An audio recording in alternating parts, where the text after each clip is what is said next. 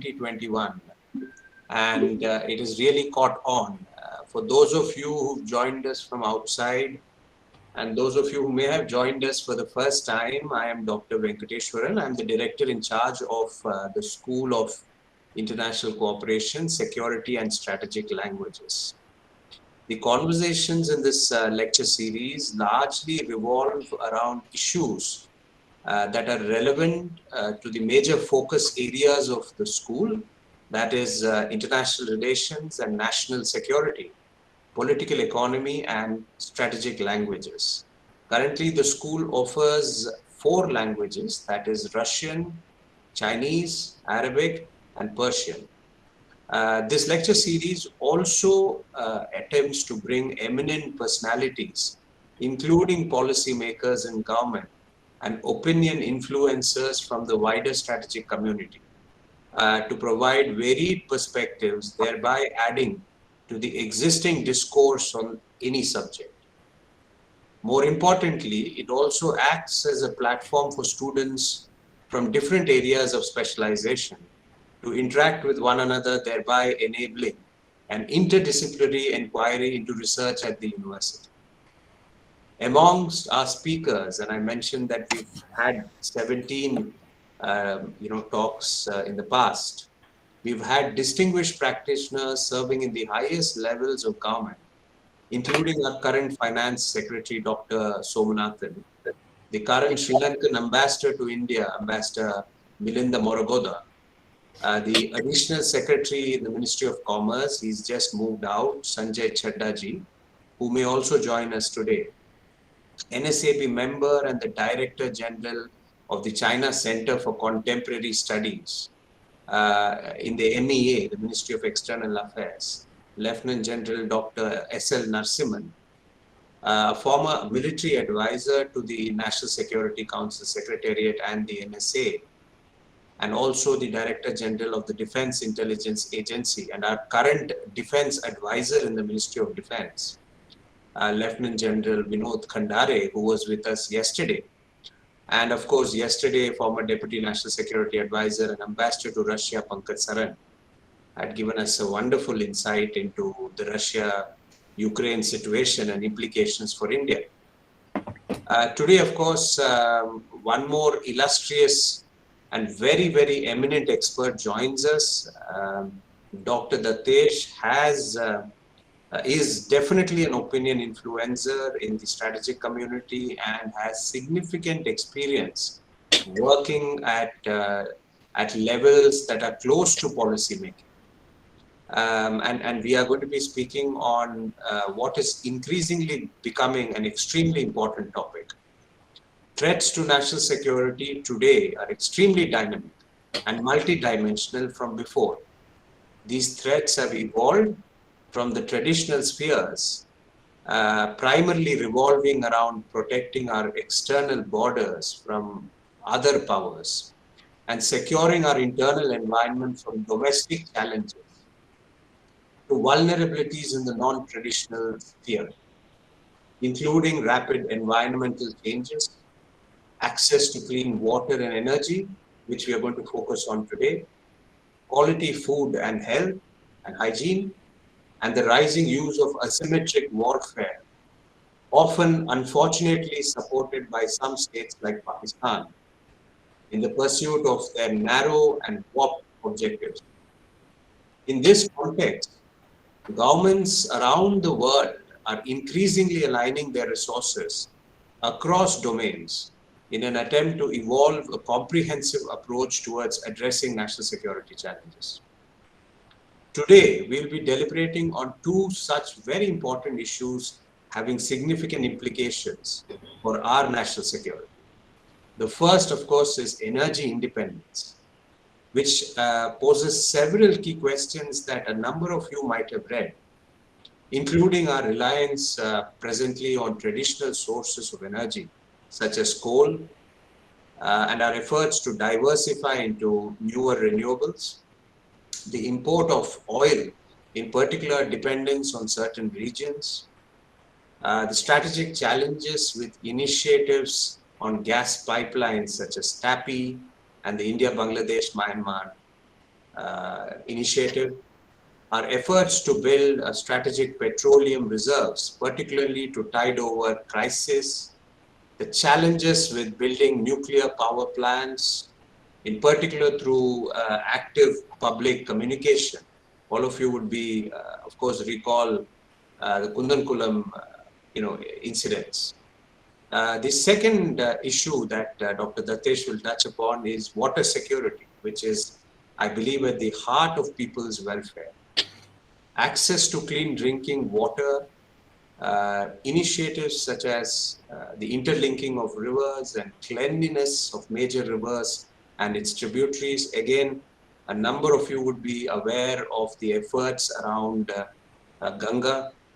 The challenges being an upper, middle, and lower riparian states, in particular with the narrative that has surrounded on the Indus in the west with Pakistan and the Brahmaputra in the east with China and Bangladesh, dwindling groundwater concerns, opportunities with newer technologies, which is, I think, I'm hoping that we'll have some perspective on that today, including on, for example, water vapors and aquifers underground.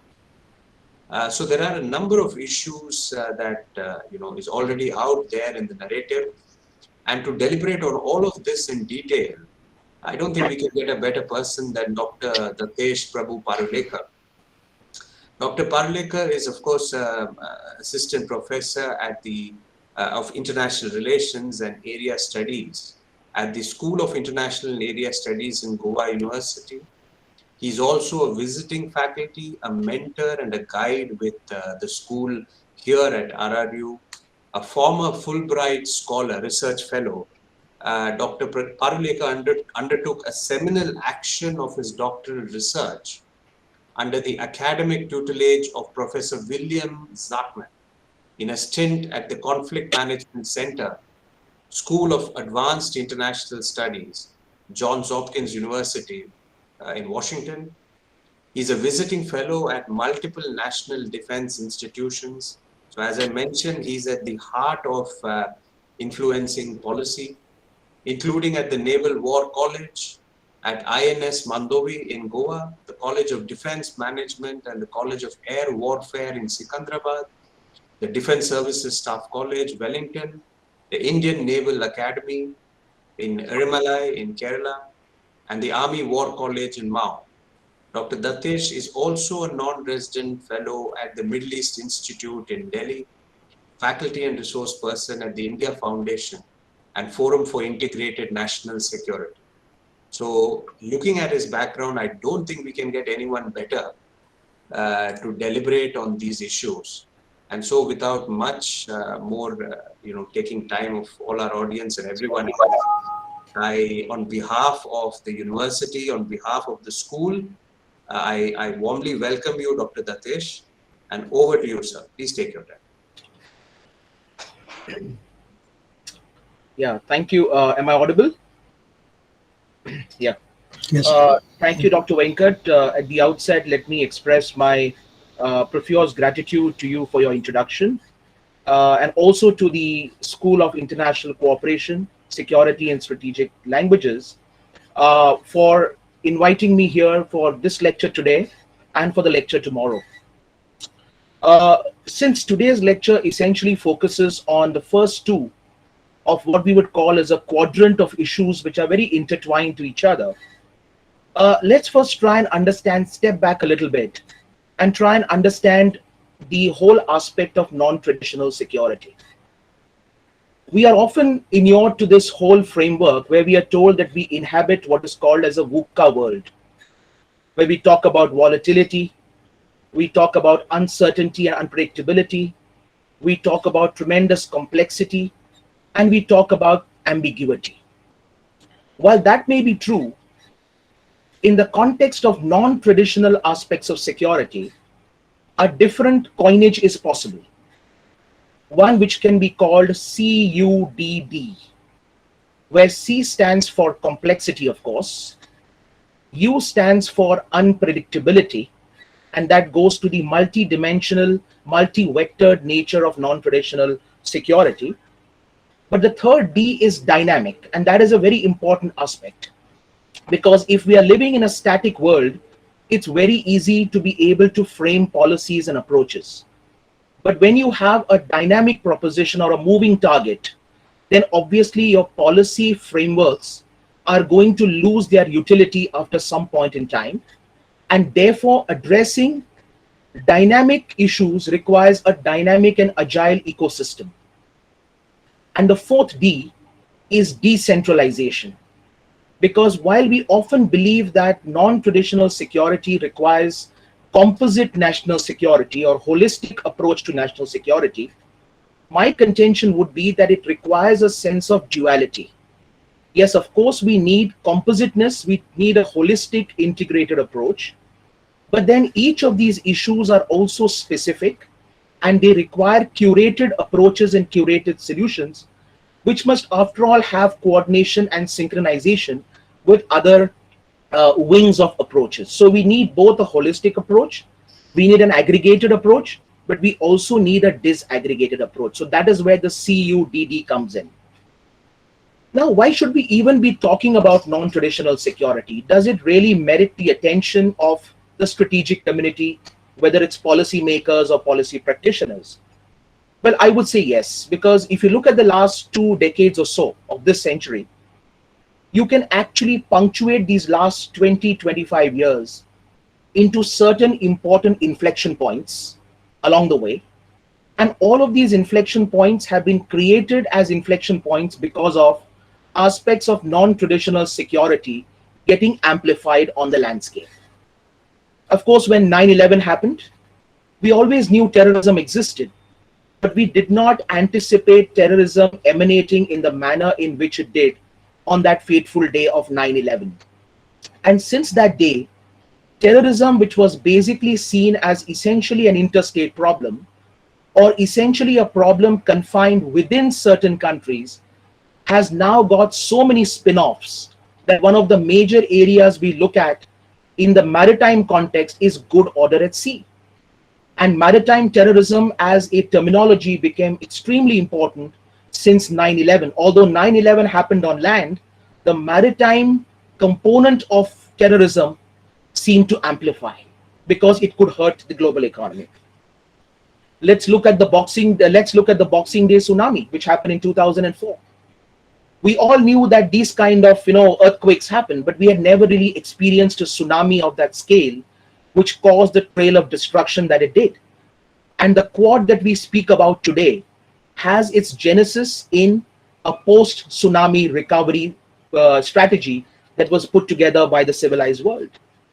We subsequently have also seen through the first decade of the century the scourge of piracy play its role. We've known piracy for a long time, but the piracy that happened off the coast of Somalia and that happened within the Western Indian Ocean began to impact not just in individual countries, but began to impact global commerce.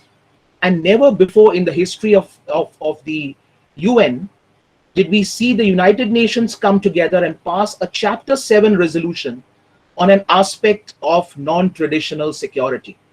Because countries normally would look for Chapter 7 in the context of doing away with statist approaches. But this was basically a huge sea change.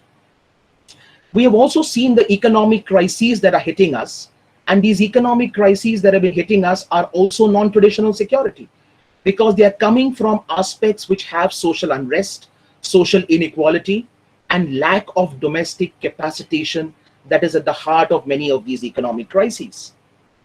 We talk of the Belt and Road Initiative. One way of looking at the Belt and Road Initiative, which is a very conventional way, is to say that this is sovereign power projection by China. That's true.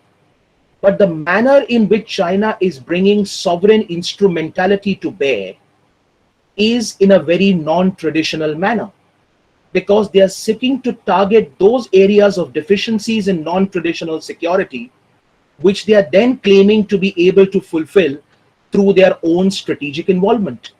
So the BRI can be seen as a sovereign instrument of power projection, but I would submit here for consideration that even aspects of BRI must be seen from non-traditional security capacitation approaches. And then we have, of course, COVID. And this has been the biggest, in a sense, impact on non-traditional security, because the areas that we are discussing today and tomorrow, in many ways, all of them have been impacted by COVID. COVID led to dislocations that has caused this kind of, energy disruption and therefore the high energy prices. We saw what happened in the context of food security and how basically, people who lost jobs. One of the biggest programs that India has had to run in modern day India is to be able to feed its people and to be able to subsidize the food security aspect. But beyond that, another interesting aspect also comes to light. While everyone talks about the virus and the vaccine that is important to tackle COVID, let me say that much before the vaccine came around, we were all being told that the most important commodity to deal with COVID is water. Because we were all told that the way to keep yourself safe is to wash your hands as frequently as possible. Now, in a world where water is in short supply, fresh water sources are finite and fungible. Hasn't COVID also opened our eyes to the whole issue of water scarcity and water security? And of course, healthcare, which I will discuss, of course, tomorrow. So all of this tells you that national security threats need to be seen in a very different light.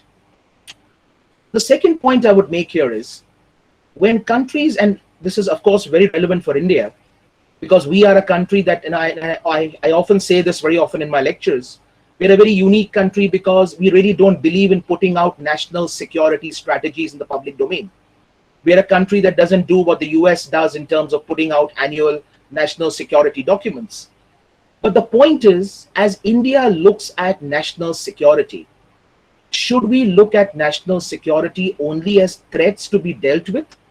Or should we look at national security issues as both threats and opportunities? And I say this because in the last 8 or 9 years, the government of the day in India has begun addressing national security by not looking at them only as security issues per se.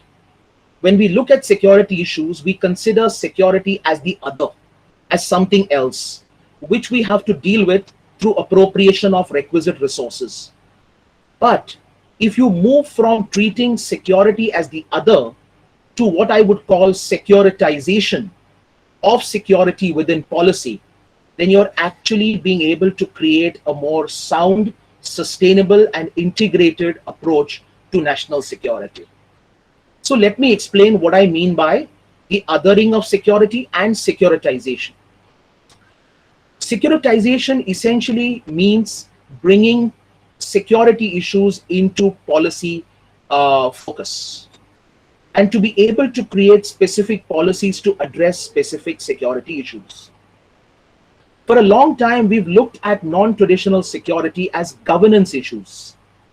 And we often say that governance is not security. But what the United Nations Sustainable Development Goals have done is, and in India is a big votary of that, and which is why I'm basically connecting it to that, is it has told us that those 17 goals that have been set for sustainable development are not just governance goals, they are also securitization goals of your society. If you address each one of them to the extent possible, then your optimization of dealing with them and addressing them will lead to securitization in policy, but the end goal will be strategic capacitation of your country. And so, security through securitization for strategic capacitation. That is the way to deal in a very sound manner with non-traditional security. Because non-traditional security is faceless, you can't really plot coordinates for non-traditional security, unlike traditional security. And you can't obviously create standing armies or standing approaches to be able to deal with them. So where does non-traditional security come into a reconfiguration of foreign policy of India? There's no doubt for 75 years, India has stood tall in terms of its foreign policy. But that standing tall has been more in the context of normativity. India has always been seen as very high and very heady in terms of displaying normativity in its foreign policy, advancing big grandiose ideas, being able to always advance issues and approaches which are very unique to what happens. But quite often where India has fallen short is in terms of performance in its foreign policy. And this is no indictment of any particular government, but this is an indictment of a process where India has been very happy putting out the big ideas and not necessarily done a serious audit on how it is able to deliver on these big ideas. So what I would say is, as we look at non-traditional security and we integrate it into our policy today, foreign policy exercise is moving away from normativity and socialization alone to be able to embrace actionable and outcomes orientation policies. So today when you see India's foreign policy acting, it's defining itself in terms of what are the actionables and what are the outcomes by which our foreign policy can be defined. And non-traditional security is one area where you can actually define it in terms of outcomes. So for example, when the Prime Minister would say from the ramparts of the Red Fort last year that what we desire is not simply energy security, but we are actually boldly going to proclaim that we want energy independence. He is not simply talking of normativity. Energy independence is normativity. Energy independence to many people is a utopia. Many people in strategic discourse will tell you that energy independence is something which is desirable, but not quite doable. But then if you look at it in very creative ways, you can actually say that you can do many aspects of energy independence. And I'm coming to that. So that's about, recalibrating or reconfiguring foreign policy to be more action oriented and more outcomes driven. The most important aspect here when we talk about energy, and now let's come to the first aspect, which is energy.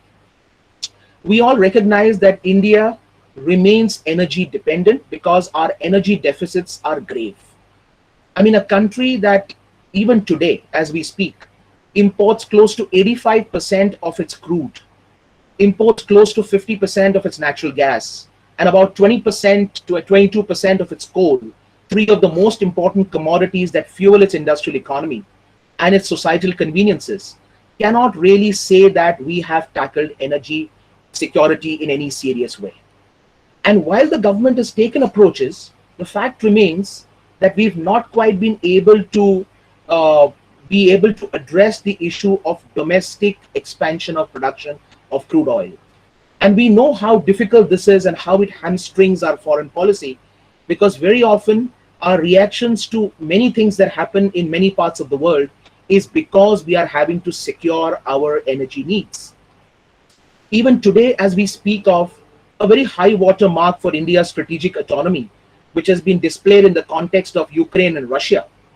And India has received a lot of commendations from various places about the way it stood up for its own interests. Let's also be brutally honest and say that one of the important considerations the government had was obviously energy. We were looking at the whole Russia dynamic. We were not just looking at how we could, because remember, when President Putin came here in December of last year, of the many MOUs that were signed, significant amount of MOUs were signed about expanding India-Russia cooperation to newer areas, and many of them were renewables and conventional energy. So in that context, energy diplomacy or energy security had a very important role to play in what we otherwise present as strategic autonomy, which was in the case of Russia and Ukraine. So quite clearly, why have I framed it as energy independence? We could have just said energy security, which is what every country in the world says. But how do you define energy security? You define energy security essentially in four ways. One, reliability of supply. So you know who you're sourcing the oil from or the gas from. Second, relatively stable prices, because you can't really have fixed prices, but you can have stable prices within a certain acceptable bandwidth. So stability of pricing. Assured supply, where you're essentially securing the passage of your oil and gas from the source country to your country. And the fourth, obviously, is storage, which has been one of the areas of energy security. While this may be true, the world, in terms of its approach to energy, which is a critical underpinning of everything that goes on in the world today, is moving much beyond this conventional definition of energy security.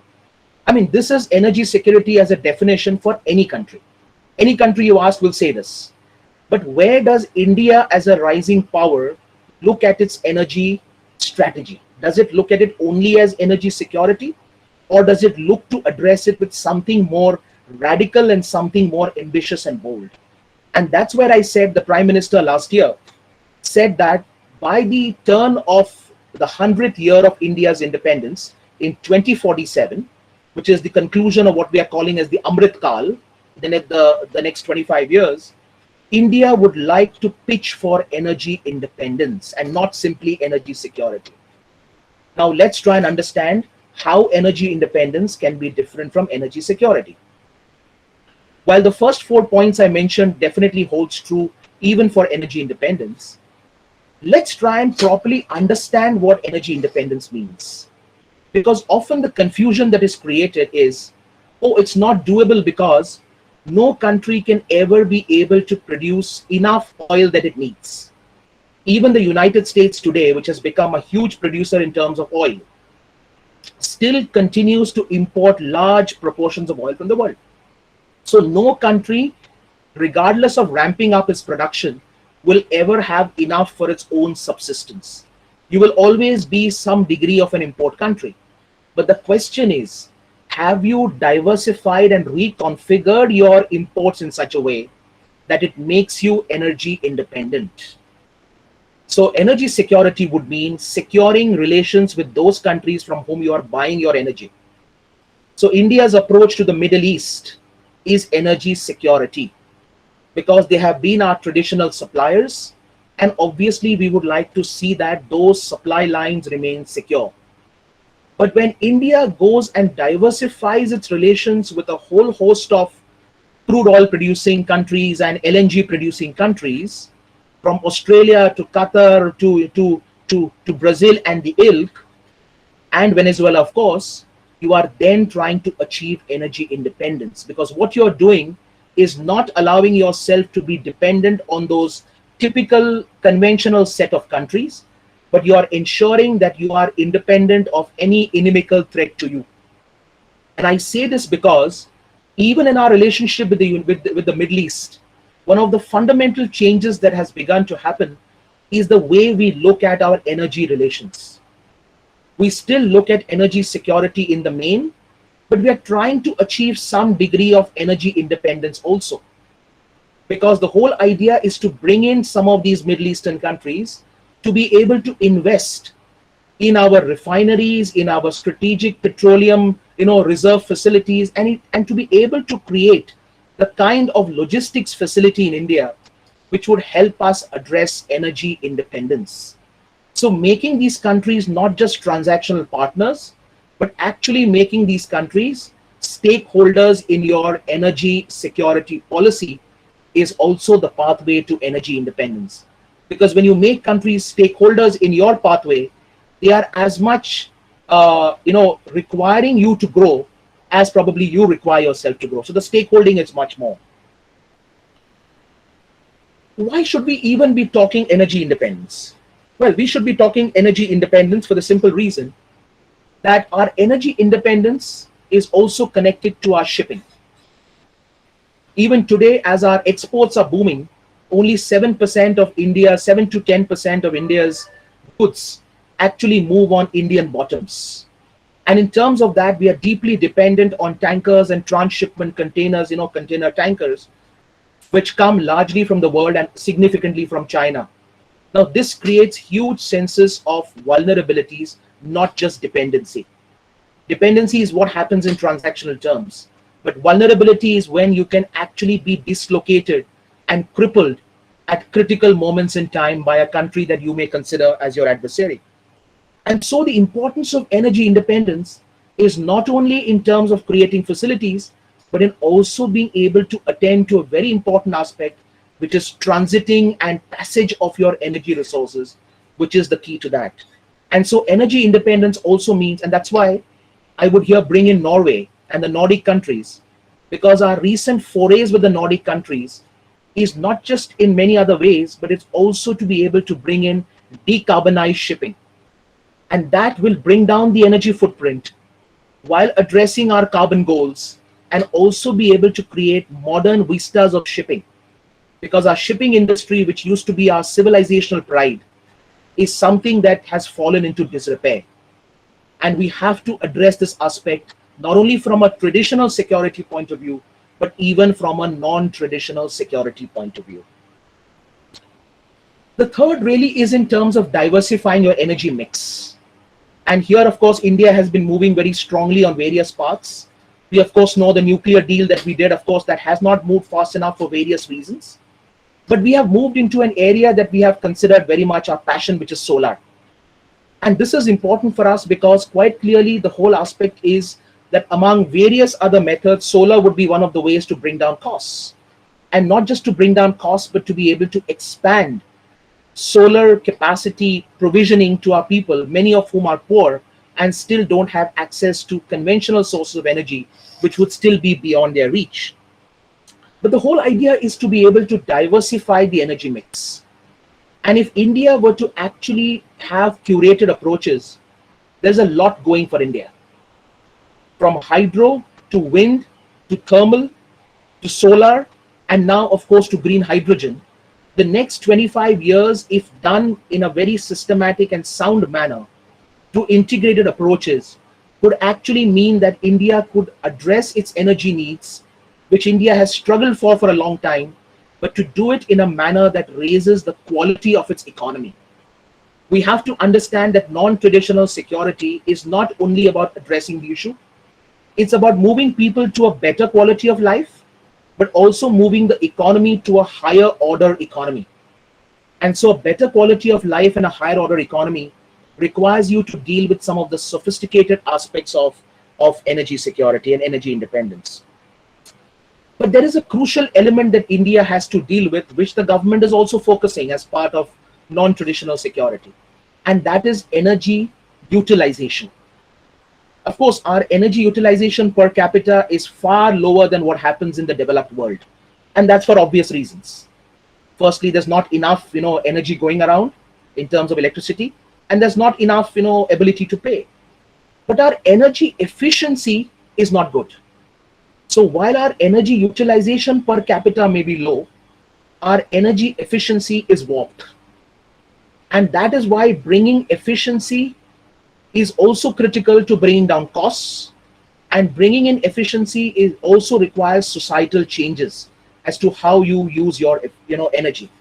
And as we are moving to non-conventional sources of energy, the focus on energy utilization and its efficiency has got to be integral as much as we deal with expanding sources of energy.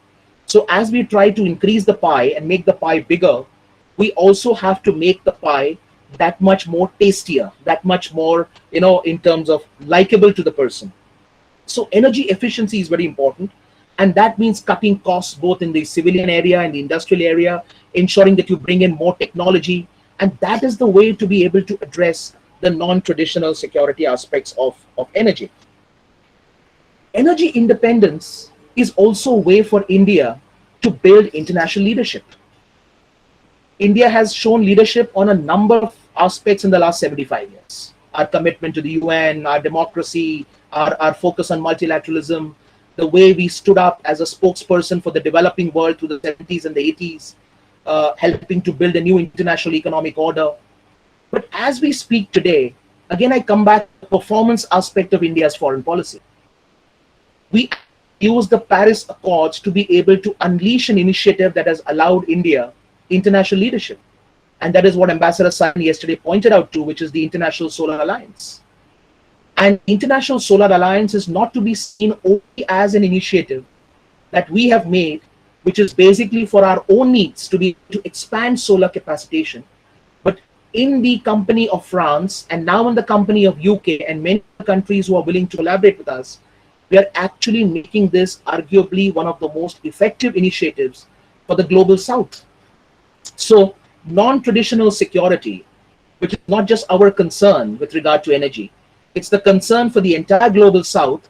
India is in a position now to convert its leadership on non-traditional security into an aspect of international leadership. And I say this because the dimension has now moved away from just talking about International Solar Alliance to what India a couple of years ago propounded as the one sun, one world, one grid concept, which of course the Prime Minister mentioned in Glasgow last year, and has now since been mated with UK's Green Grids initiative. So the one sun, one world, one grid is a very ambitious plan. But that's where it's more important. It's a plan that basically looks to create grids by capturing solar power and transmitting it through high direct voltage current cables under the sea to various parts of the global south. Now, while this is a very ambitious policy, it's a policy that basically looks to go to the heart of energy independence and not just energy security. Because how do you bring in energy independence at societal level? By empowering people and by giving people the cheapest possible sources of power, cheapest sources of energy that they can utilize.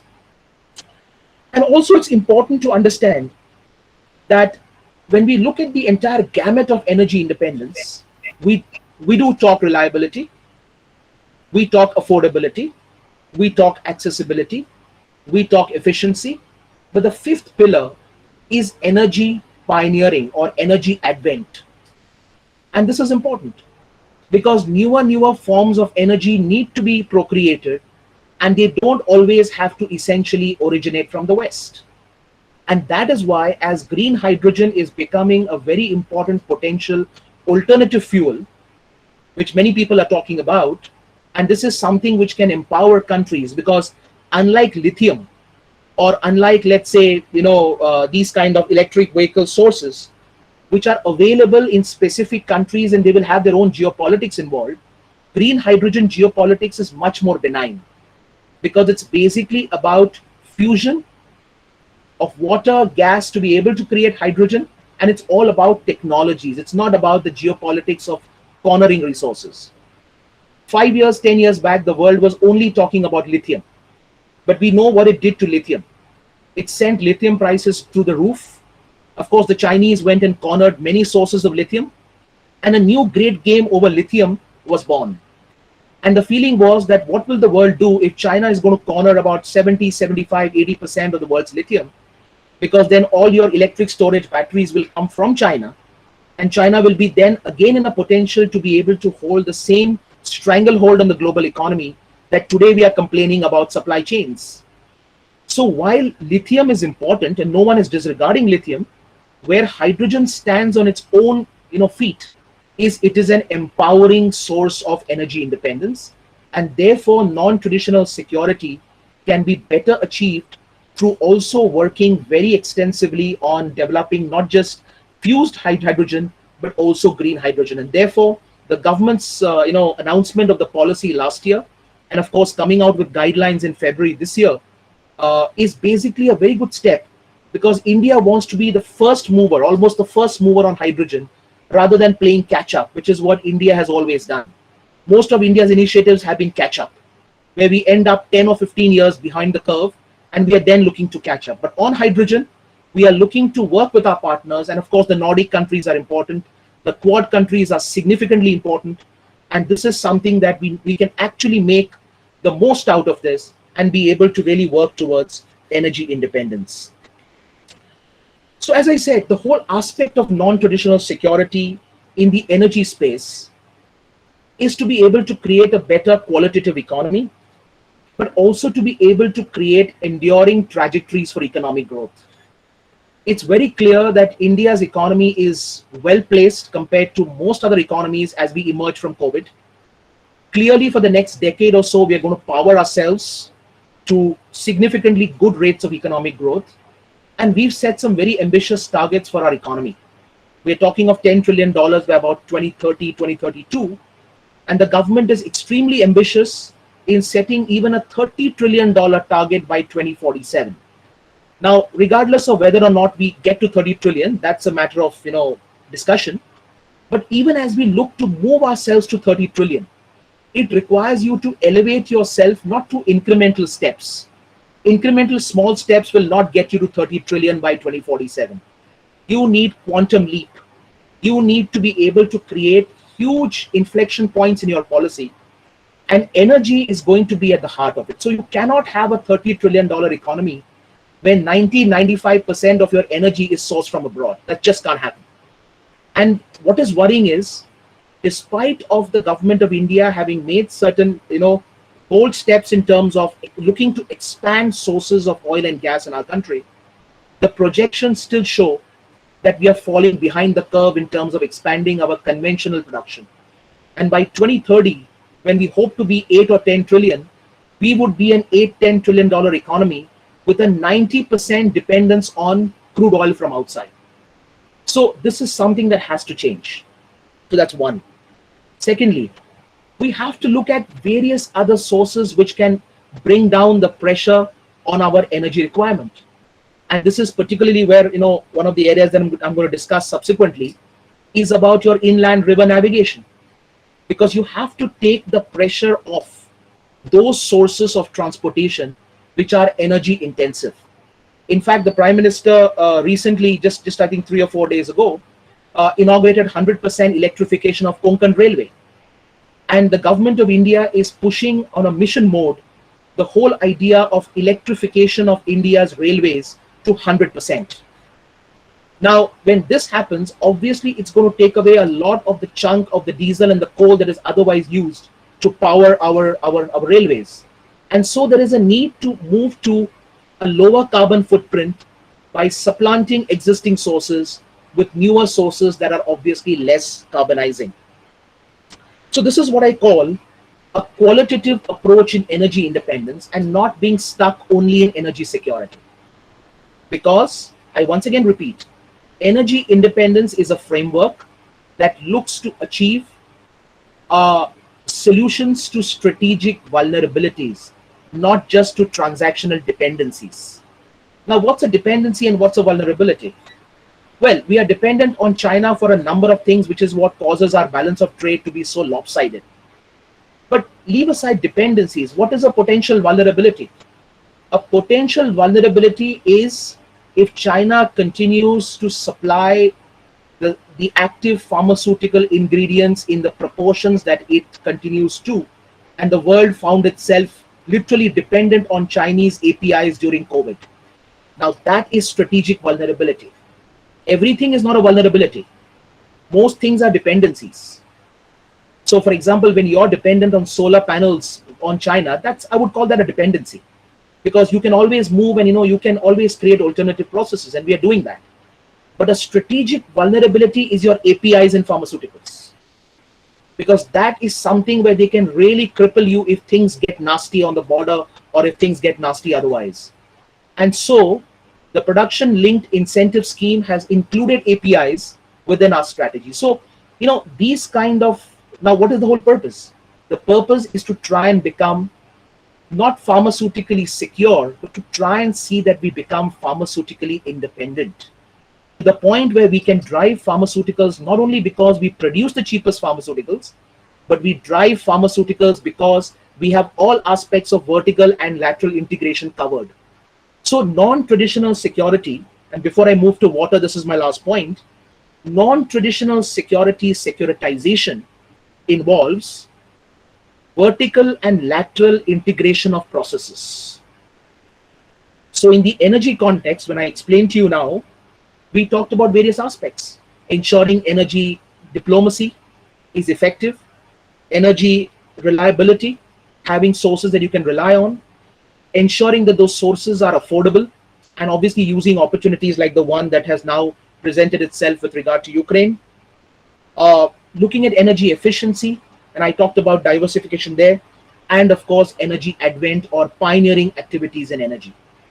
So when you look at this, whether or not you get to independence in 2047 is academic, but you definitely are moving in the direction of energy independence. And that is how you address non-traditional security in the energy space. Let's now move to discussing a little bit about water security, the other part, which is water security, before I open this up for questions. Now, when we talk about water, again, this is a very important aspect where perceptions are so unique. Because when we talk of water, Firstly, we were in a sense colorblind for a long time in our independent history, when we almost were myopic to our maritime domain. But ever since we've now really caught on with the maritime domain over the last 10 odd years, 10, 12 years, we now seem to be only obsessed with the external dimensions of water. So when we talk water these days, the first thing that comes to mind to all of us: blue economy, securing strategic sea lanes of communication, global trade. Fair enough. That's a critical artery and a lifeline of India's economy. But here, what I'm going to speak to you about is the internal dimensions of water, which often get lost out because we don't think that they are strategic enough. We think they're only governance issues for the government of the day to handle. In fact, there's an interesting thing I want to open up with. We all talk of strategic sea lanes of communication, and we write a lot on strategic sea lanes of communication. How much of writing has been done on strategic routes of inland navigation? How much of scholarship exists on that? One person writes and everyone writes on strategic sea lanes of communication because there's so much to write on it. But we also need to develop scholarship that brings out various dimensions of our inland river navigation, inland water navigation. Because when you look at the depth and the breadth of inland river navigation opportunities and possibilities, they are exponential. And it's only in the last, let's say, 5 or 6 years, ever since the Waterways Act has been, enacted, that we really have begun to look at what is there within India in strategic terms, and not just look at water only as a problem. And here I come back again to the point I made in the very beginning. The sound way to look at non-traditional security is not just to look at them as threats, but to also look at them as opportunities. When we look at things only as threats, we become so security obsessed, and therefore the security focus is only about preservation. How do I defend this thing? Because I need to secure it. But you could actually leverage it. If done well, the same thing that you're looking to preserve, you could actually leverage it, and leverage it for opportunities and spin-offs. That's why I say one of the unique aspects that is currently underway in India is what I would call cartographic reimagination of India's geography. When you look at India's geography and reimagine it in various different ways, creative ways, geography gives you that opportunity to do that. You can look at whole new opportunities that never came to mind. So, for example, when the Waterways Act was enacted by the government of India in 2016, which effectively brought 111 national waterways across the length and breadth of the country under national jurisdiction in terms of thoroughfare and in terms of movement, what happened was it created an entire new geography of water within our own country. I mean, when we talk water, the refrain is always about look at the water scarcity, look at the water stress. Absolutely, I'm going to come to that. I'm going to discuss that. But even within water scarcity and water stress and water deprivation, we are blessed with so many rivers that allows us to think in terms of national river linking. How many countries in the world can even think of national river linking? I'm not saying it's happened or it's a good or bad thing. The very fact that we can think along these lines means these are opportunities that await you. And so on the water aspect, it is important to look at water not from the Western notion of how they look at water. Western approaches to water management look at water as a commodity. Because we're a civilizational nation that has always been tied to our environment, we look at water, or we should look at water, as a resource. And when it's a resource, it belongs it belongs to the community. It is essentially shared, right? It is there for everyone to partake in. So the commodity, the commoditization of water and the commodification of water, which is a largely Western approach. So you see most Western frameworks of water management, they look at it in terms of a resource. So privatization of water, it's very implied there. Whereas here, because we are a country that is water stressed and water depressed, we look at water as a resource, and we look at how it can be conserved, preserved, shared, replenished. Very important. How do you replenish the water? That is why a lot of credit needs to be given to Prime Minister Modi, when he, in 2019, in Bangkok, he announced the Indo-Pacific Oceans Initiative. Although it is essentially about external waters, the focus in the Indo-Pacific Oceans Initiative is about replenishing the oceans and responsible use of the oceans. And that is a doctrine that dominates India's internal thinking today on non-traditional security with regard to water. How to see water as a shared resource, how to see water and how to be a responsible actor and stakeholder in securing water, but also how to replenish the water. And that's why, as the government of India, has this very seminal initiative of the Jal Shakti mission, which is the country which partners the Jal Shakti mission. The designated partner country for the Jal Shakti mission is Denmark. And no guesses why Denmark. Because when you look around the world, you realize that Denmark is a country that has been able to create a unique status for itself in terms of water conservation, water management, water replenishment, to the point where not only is there water drinkable from the tap, but people can actually jump into some of these rivers, can actually bathe themselves if they want to, and yet the same water can also be drunk. So here is an important aspect of international collaboration to deal with non-traditional security. There's no doubt that India has a severe water crisis. I mean, the Niti Aayog just, I think, 2 or 3 years ago came out with a report which essentially underscored the depth of the crisis. And again, this is something which needs to be addressed. See, when we talk about the need to reform, we need to perform. And that reform and perform needs to lead to transformation. And so this is one of the significant issues where the Niti Aayog brought it to us that a third of India's districts are declared as critical. And what's the problem with our water? The problem with our water, firstly, is that water levels have not gone up. They've only, depleted further, groundwater. Much of the groundwater is now being tapped for agriculture because we're not able to essentially provide rain-fed irrigation. So because there is enough water that comes in as rain but just runs off, to our oceans, we are then essentially left with basically dealing with agriculture, which is extracting groundwater. We also have this huge problem where our population has gone up 4 times since independence. A population of 35 crores is now 140 crores, but our per capita consumption of water has gone down 4 times. It's an inverse relationship. The population has grown 4 times or 4-fold, but our per capita consumption availability of water has gone down to 1/4 of what it was. So less water available to a larger population. And that's why we are talking essentially of being water stressed and water scarce by 2050. Now, at a time when we talk about 2047 and how we want to deal with traditional, non-traditional security, how can you be a $30 trillion economy or even contemplate being $30 trillion if you're going to be water scarce? You're not going to get to $30 trillion. So it is implicit that in our rise as a $30 trillion economy, you will have to address water with the urgency it requires. Now, if you look at the UN report, and this came out during COVID times, they said that 1/4 of the world doesn't have access to drinking water. And even worse, 50% of the world doesn't have access to hand washing, which is basically what we call as personal hygiene, or if you make it expanded, it's called community hygiene.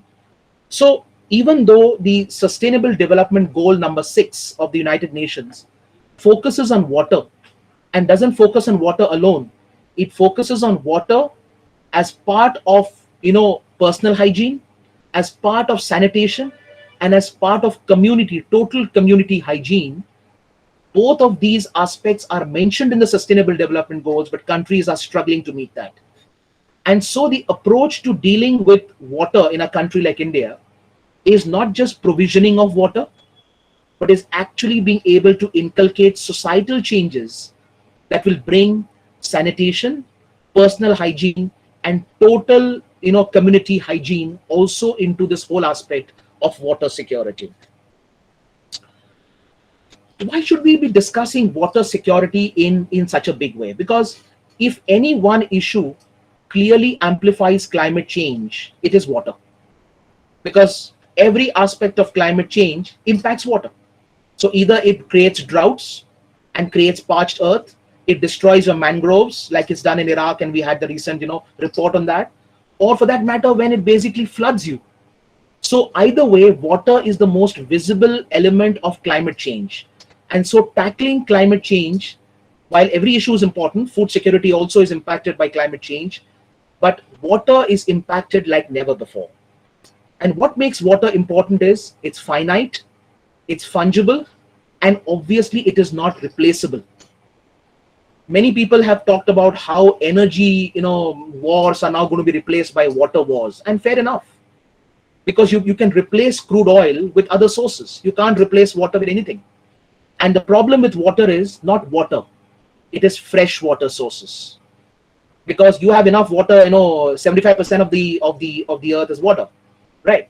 But the point is, you essentially only have about 4 to 5% which is fresh water.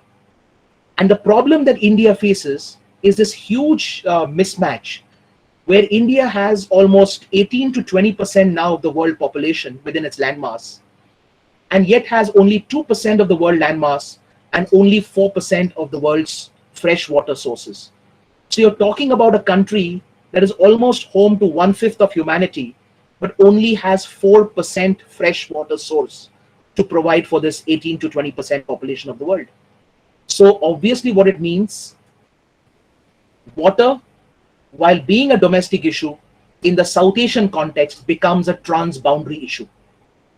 It becomes a transboundary issue because clearly we have to work, because we, as Dr. Venkat mentioned in his introduction, the whole complexity with water and transboundary water is we are everything at the same time. We are an upper riparian, a middle riparian, and a lower riparian state in various contexts. So for example, when you look at the Brahmaputra, we are lower riparian in the context of China. When you look at the Indus waters, we are upper riparian when in the context of Pakistan. And so this means you can't have a one size fits all approach to the whole issue of water diplomacy. Water diplomacy will require different approaches with different countries. And why do we discuss water again? We discuss water because we have countries, and we know who it is, a particular country adversarial to us, which weaponizes water. One of the reasons we have to look at non-traditional security issues in much more detail is you today have countries who consider it fair game to weaponize what we consider as global commons. So you weaponize energy, you weaponize water, you weaponize food, as the allegations are right now on Russia, that Russia is looking to weaponize food. You weaponize health, you weaponize biosciences.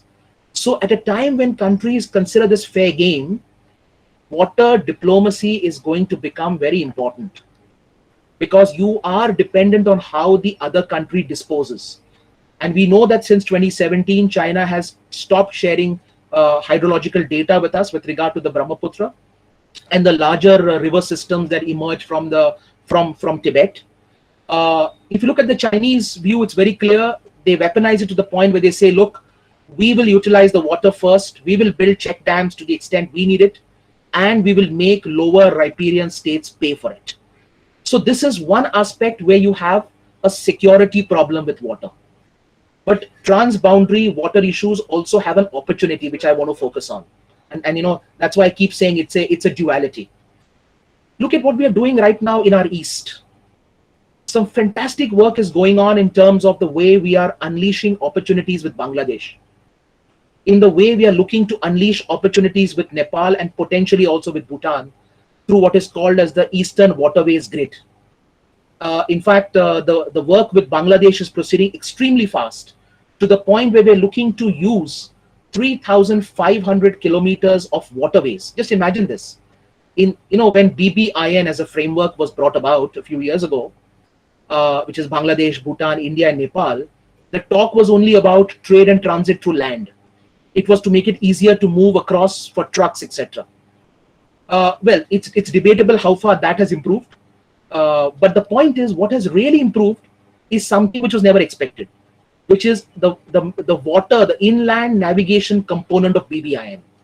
So BBIN now has become a new framework for India to push for inland river navigation. Already India has operationalized 13 of its navigable waterways. We can go up to 111, so there's a huge potential to do that. But the extent to which now goods, cargo, people are now ferrying themselves across the waterways, internal waterways, is tremendous. Because one, it's leading to to savings in terms of energy. Two, it's leading to actually making it more sustainable to for people to move.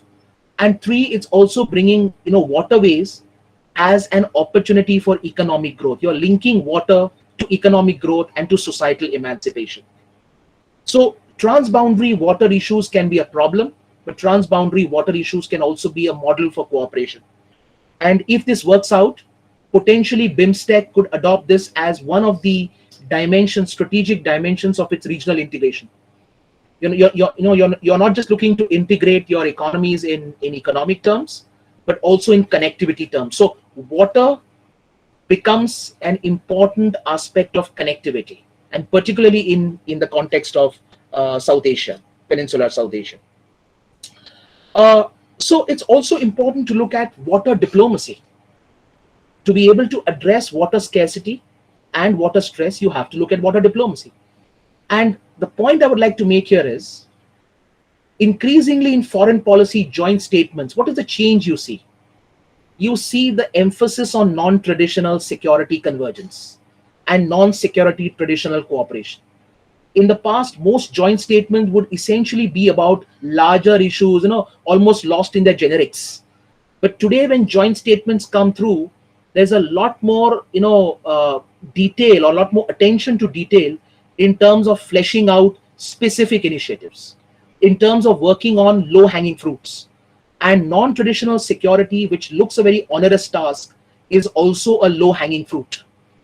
If exercised well, it is something which can be used as an opportunity, and that opportunity also can overcome many other issues.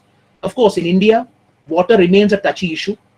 As I keep saying, there is a difference between how an immigrant nation sees water and how a civilizational state sees water.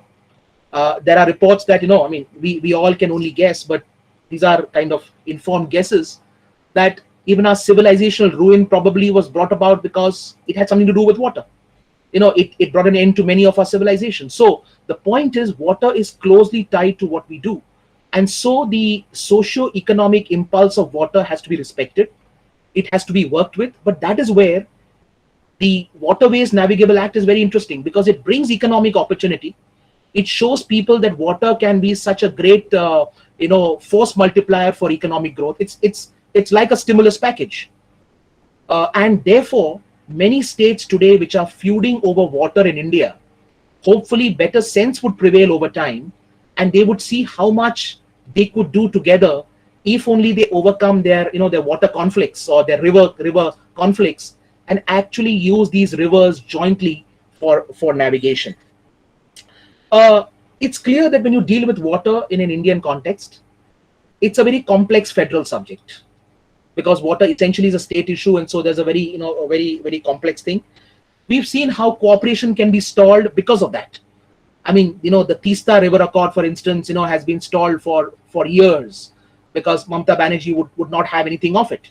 And so how cooperation with Bangladesh can get stymied because there is not enough consensus. But we can also see how we build confidence. Talking about the other aspect to it, when you actually do a maritime, when you actually agree to an International Court of Justice ruling with regard to maritime delimitation with Bangladesh, that is the other aspect to water diplomacy. Because what happened was, when we accepted the ruling, it came close on the heels of China not accepting the ruling that came from the Permanent Court of Arbitration. And it showed India and China in such distinct light. The responsible stakeholder with regard to water, and an irresponsible stakeholder who thinks everything is theirs. So even though it was an external dimension, it matters. It matters a lot to Bangladesh. It matters a lot to fishing communities on both sides of the aisle. So with India accepting the award and executing the award, it was another salutary aspect of India's hydro diplomacy. The last thing that I would say here is, before we open it up for questions, is when you look at water, it's increasingly becoming a very important aspect now, not just at the regional level, but at the global level.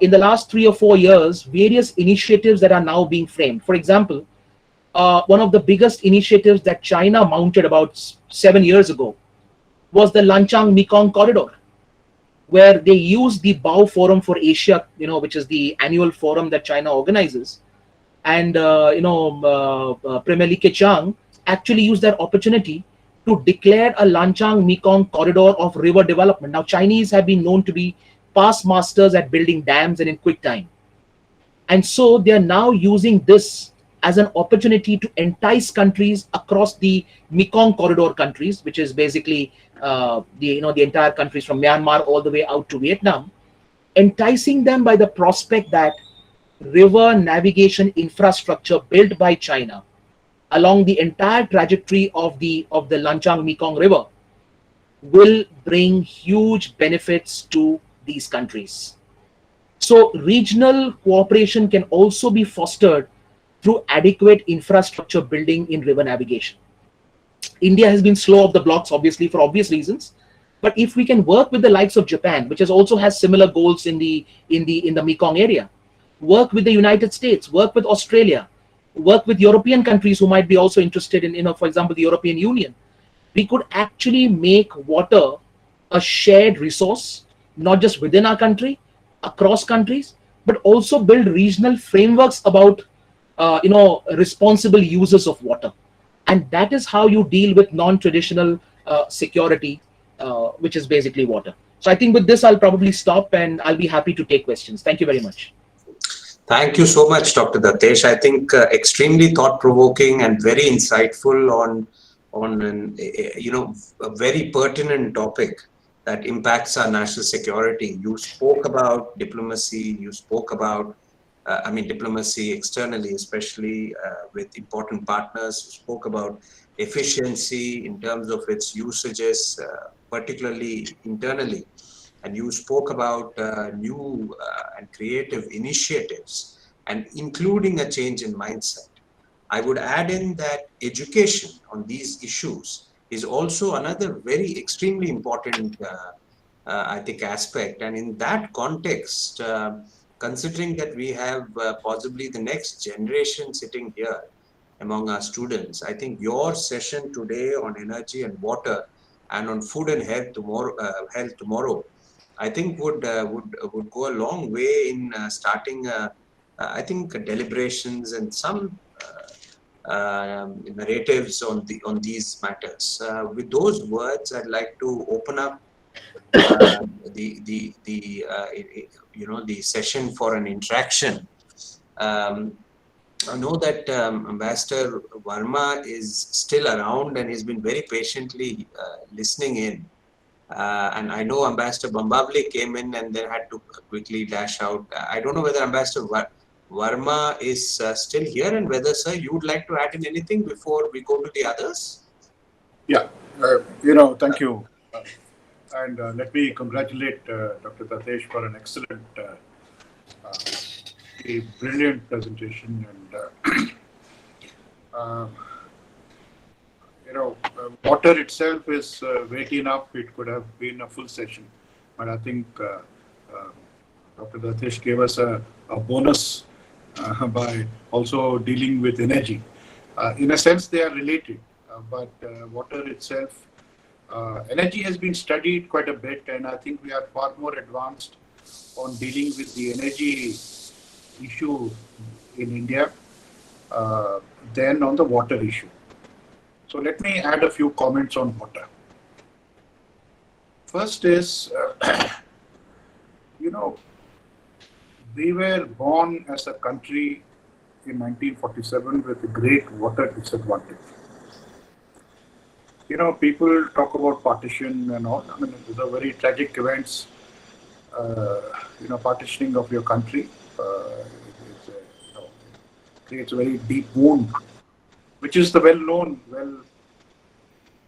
But what the emergence of East Pakistan and West Pakistan did to us was actually cut off our left and right hands in terms of the water systems, water basins that were natural to the geography of India.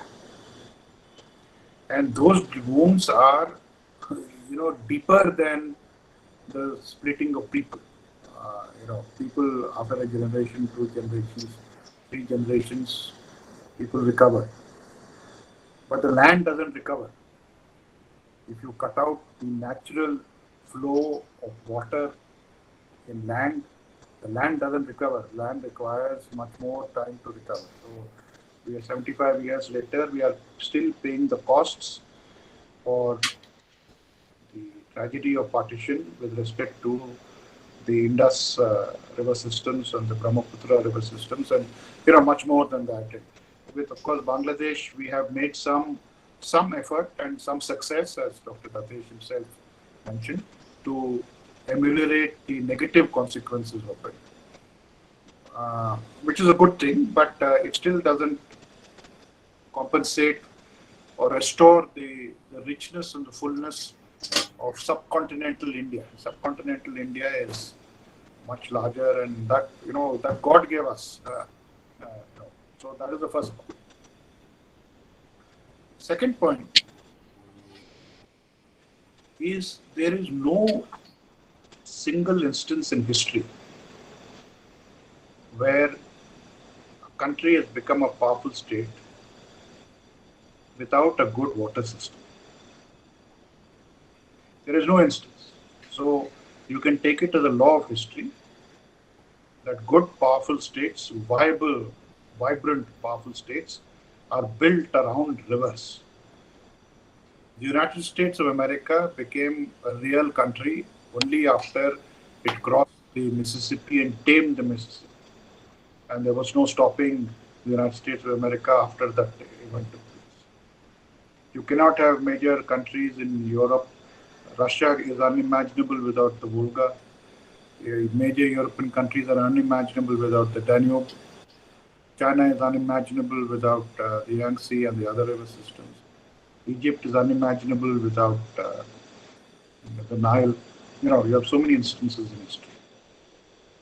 So one of the big, and Dr. Datesh mentioned it, rediscoveries of India's national strength is the government's program in the last 4-5 years to rebuild our internal water systems. This is, once it comes to fruition, it will completely transform the economies of India. The British used the water transport systems to beat our various princely states. You remember Plassey, Clive went up and down the Ganga in boats, and that's the advantage they had. But once they occupied India, they deliberately sort of suppressed the advantage that the river water system would do, because they were interested in building up the railways, and the railways, they made a lot of money. So we are in a sense again recouping the losses that we have country has undergone for many decades, and these are very deep losses. And I would also add to Dr. Datesh's consideration that inland waterways in our coastal systems, from Chennai to Vizag, why do we have to go only by train or by rail? We should have ferry systems that will carry stuff, across, in the coastal waters. The third issue is, and this I will say more work needs to be done, is that we call it a non-traditional security system. I agree, there's no issue with the label, but it has not translated into how security is dealt with in our internal constitutional system. You see, if it's an external threat, the constitution is very clear. External threat is a all India threat. The central government has very clear powers. If there's external aggression, whatever, I mean, it's very clear. It is, there is no confusion on that. But if it's a non-traditional security threat, which water is, as we all agree, our internal processes are still a little hazy. For example, let me give you the example water resources in India, management of internal water resources in India, which are of course related to agriculture and rest and things like that. Water is a state subject. Electricity is a state subject. Local procurement is a state subject. Now we've had this unfortunate practice across many states where a combination of popular politics, populism, combination of free electricity, combination of cash crops has devastated our internal groundwater system. Devastated is the word. And unfortunately, there is no ready solution in play. And if you study this a little further, you will also see that you cannot solve water as water. You have to solve water as part of the larger reform of our agricultural system. And a larger reform of our agricultural system is that every point in the production chain or supply chain is valued, and there is some value to it. You know, if it is zero value, then people tend to overuse it, and it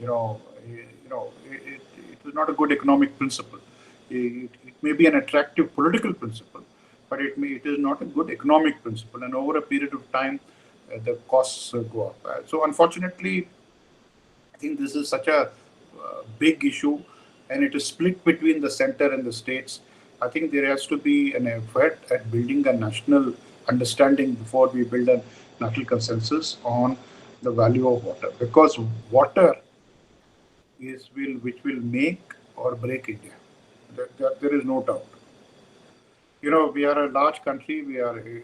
Population is still growing.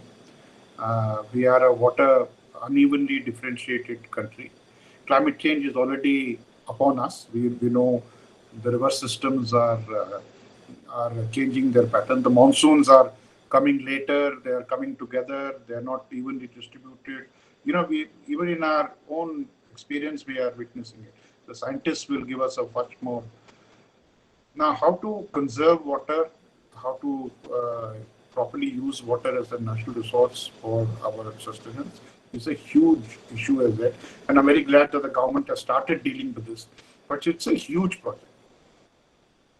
Last point I will mention on water. You see, like energy, India will never be able to get all the water that it requires from the water that we get. And quite apart from the pressures that we are getting from China and Pakistan, which I suspect will only get more and more difficult. You know, that's a challenge we'll have to face. But it's not, water situation will not become easier. It will only become more difficult. So we have to think long term of thinking like we invest in energy resources abroad. We invest in oil wells, gas wells, whatever, LNG, whatever. There is a system where there is an India-owned property somewhere outside in the world where we draw upon energy sources for our energy needs. I think we have to look at water also in the same form. We have to invest abroad in a way where we have, at least we have a reserve of water, not water in water sense. I mean, not physical water, not necessarily as physical water. I mean, you have some water intensive crops which you own. I mean, it is possible, where it becomes a reserve for your own production in India. Of course, it requires a certain planning out. But this notion that, we are very proud of the fact that we produce all our food and we are in a position to export food, which is good. I mean, there is nothing wrong with that. We should continue that.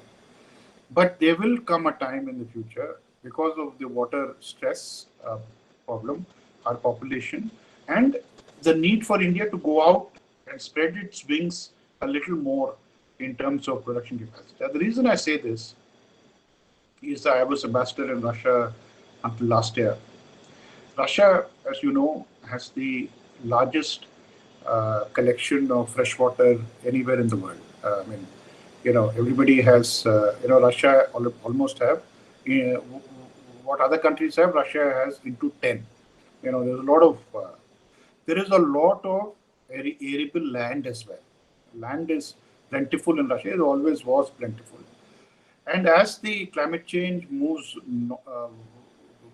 this climate warming is happening, a lot of new land is opening up in Russia, which is arable, because in the past, arable land was constricted by very cold weather. The cold weather is becoming more and more temperate. It is moving upwards, so land is available. Russians, of course, don't have too much manpower, but if we were to think imaginatively, it is very doable. Say we have, a million acres of hectares of land, which Indian companies along with Russian companies produce with Indian labor, investment. Land is plentiful, water is unlimited for a global supply chain of certain crops, including it's like a reserve for India. For example, if you want to have, it is Indian, it is an Indian farm that is producing in Russia. Not just in Russia. We can replicate it in, say, in Latin America. It's already been done in small cases of some places in Africa. So this notion that we must and we can and we should only produce food for ourselves in India, it is presently good. I'm not contesting that. But I think we need to be more imaginative in the terms of the future. So I just put these 4 points, but let me say I apologize, I came a little late, but let me congratulate Dr. Datesh for absolutely brilliant, scintillating presentation that he made today. Thank you. Thank you, Ambassador Verma. I think that is a very thought-provoking sort of observation, especially in terms of outreach on water diplomacy. Datesh, would you like to add anything in response or react? No, I'll probably do that later.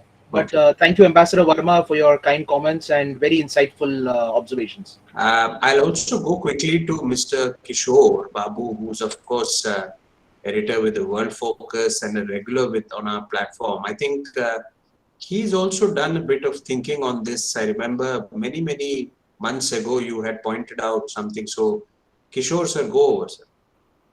Okay. Dr. Datesh, thank you for your lovely talk. Water is an issue and will become an issue on which people will fight. In India, the Modi government has, under the Atmanirbhar project, started a new project of basically taking out atmospheric water generator from the atmosphere.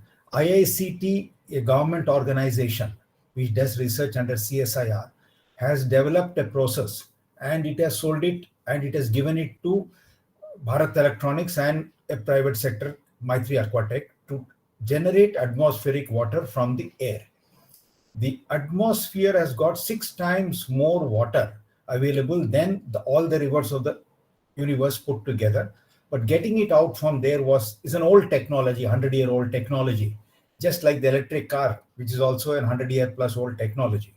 But now need-based it has become. So now this has started, and BL is basically started putting up these plants, Bharat Electronics in Hyderabad railway station and other places.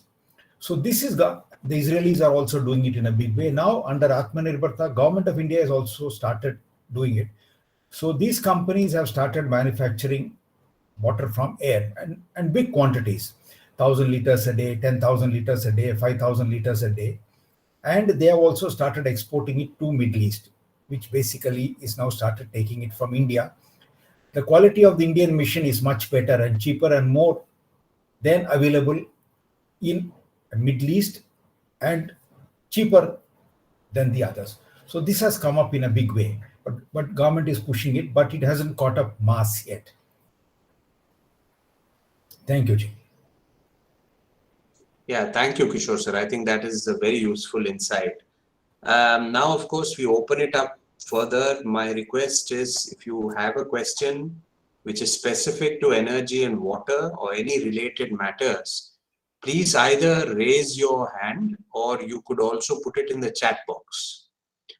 Do introduce yourself briefly so that the speaker knows who they are addressing. I can see that Shakti, who is here with us, has a question. Please go ahead, Shakti. Good afternoon, sir. I'm A. Shakti Paudel, student of Rashtra Raksha University, pursuing postgraduate diploma in Mandarin Chinese. So China threat to India on the land has been started since after the independence, and but when China eyes to build a mega project called the Changmu Dam on the Yarlung Thango River, what we call is Brahmaputra in India, in the Tibetan Autonomous Region, which able to produce the triple the electricity generated by the China current largest dam called the Three George. But sir, and also the Medang water corridor you have said earlier, sir. How do this Changmu Dam impact our water security and foreign policy of our country? And what do our government prepare to respond for it? Thank you, sir.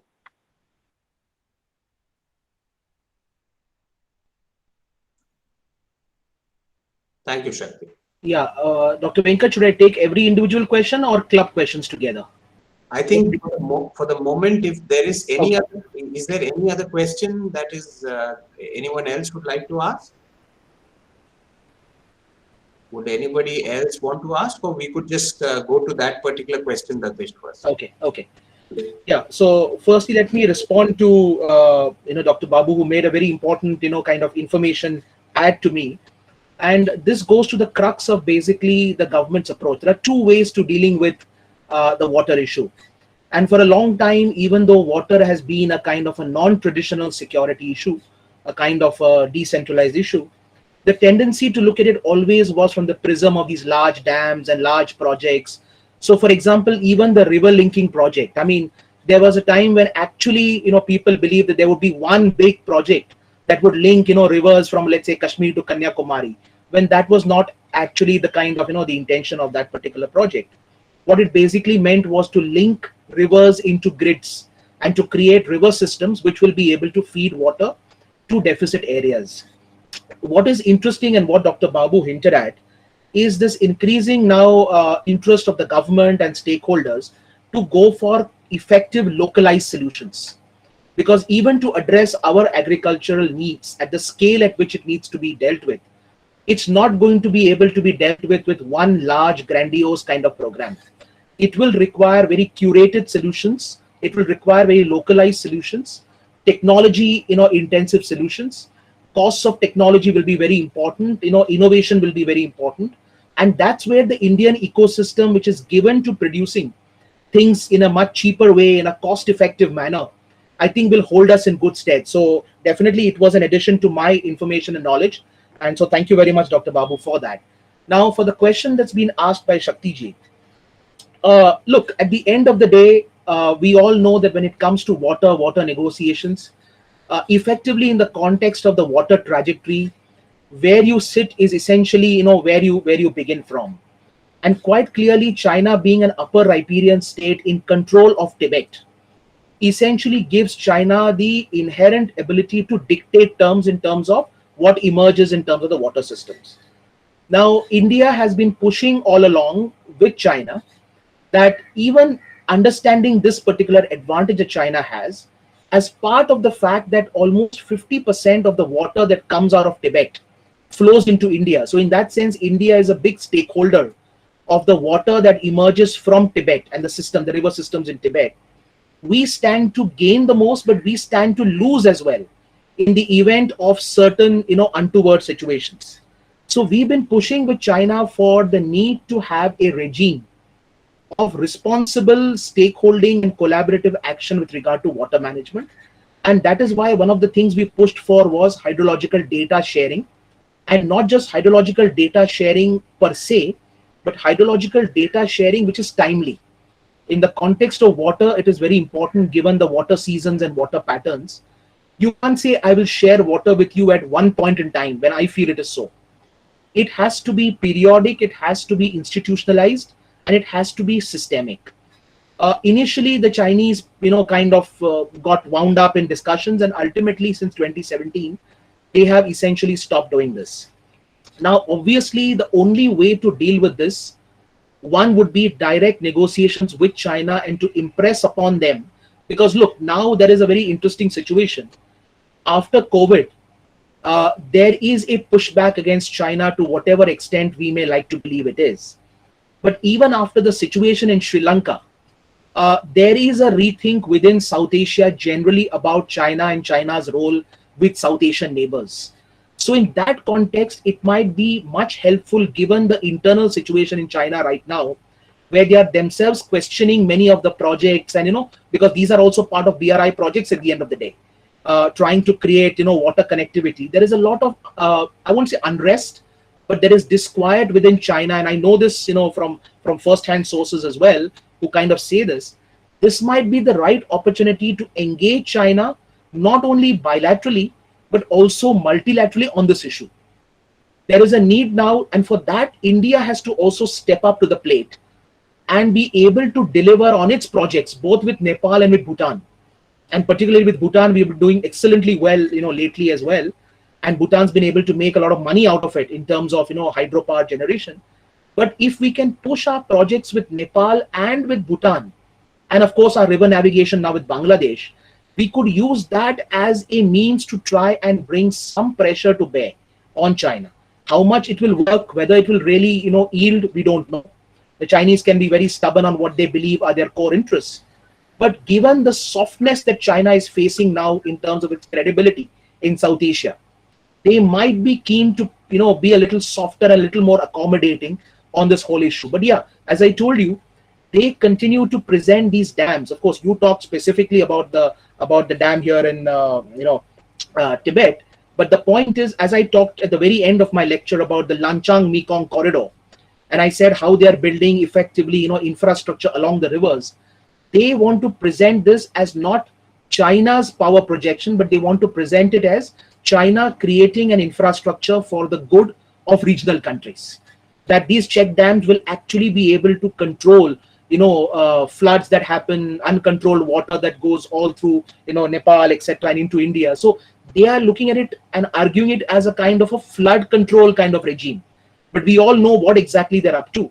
So the only way to pressurize them probably would be to leverage regional countries, but only after we are able to show these countries that we matter to them. Otherwise, you cannot use a Nepal against China, because Nepal itself recognizes that, China is exponentially delivering many more public goods than probably India is. So I would say it's a bilateral and a multilateral approach to basically soften them up here.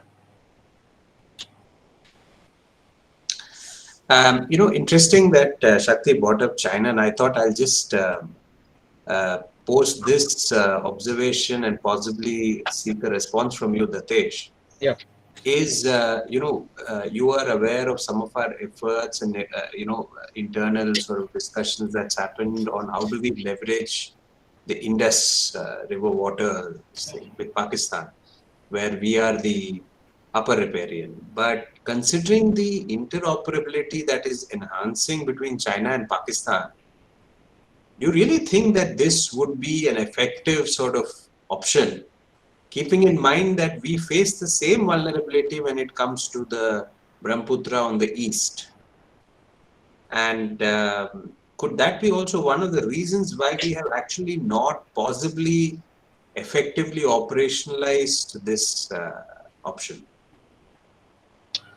Yeah, I mean, we remember that on the Indus water, in fact, there are quite strong opinions even among the strategic community.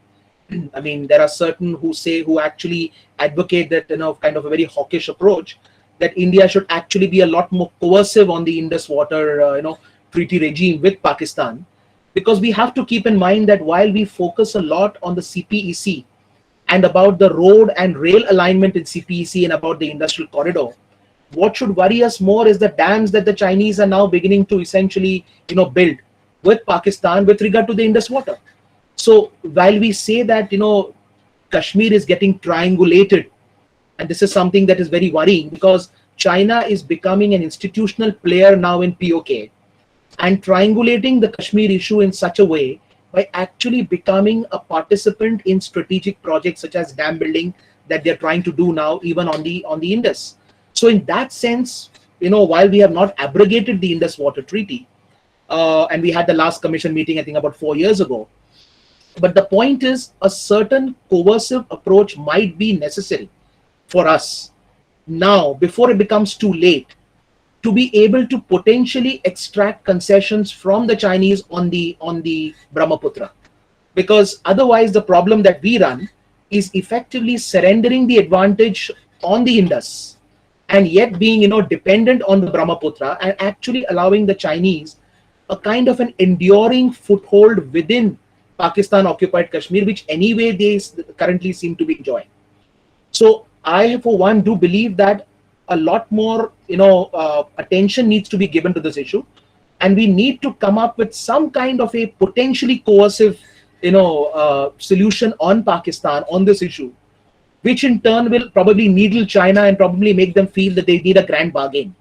So there could be a kind of a grand bargain because China would not like to just, lose out on its projects that it has currently going on in the CPEC.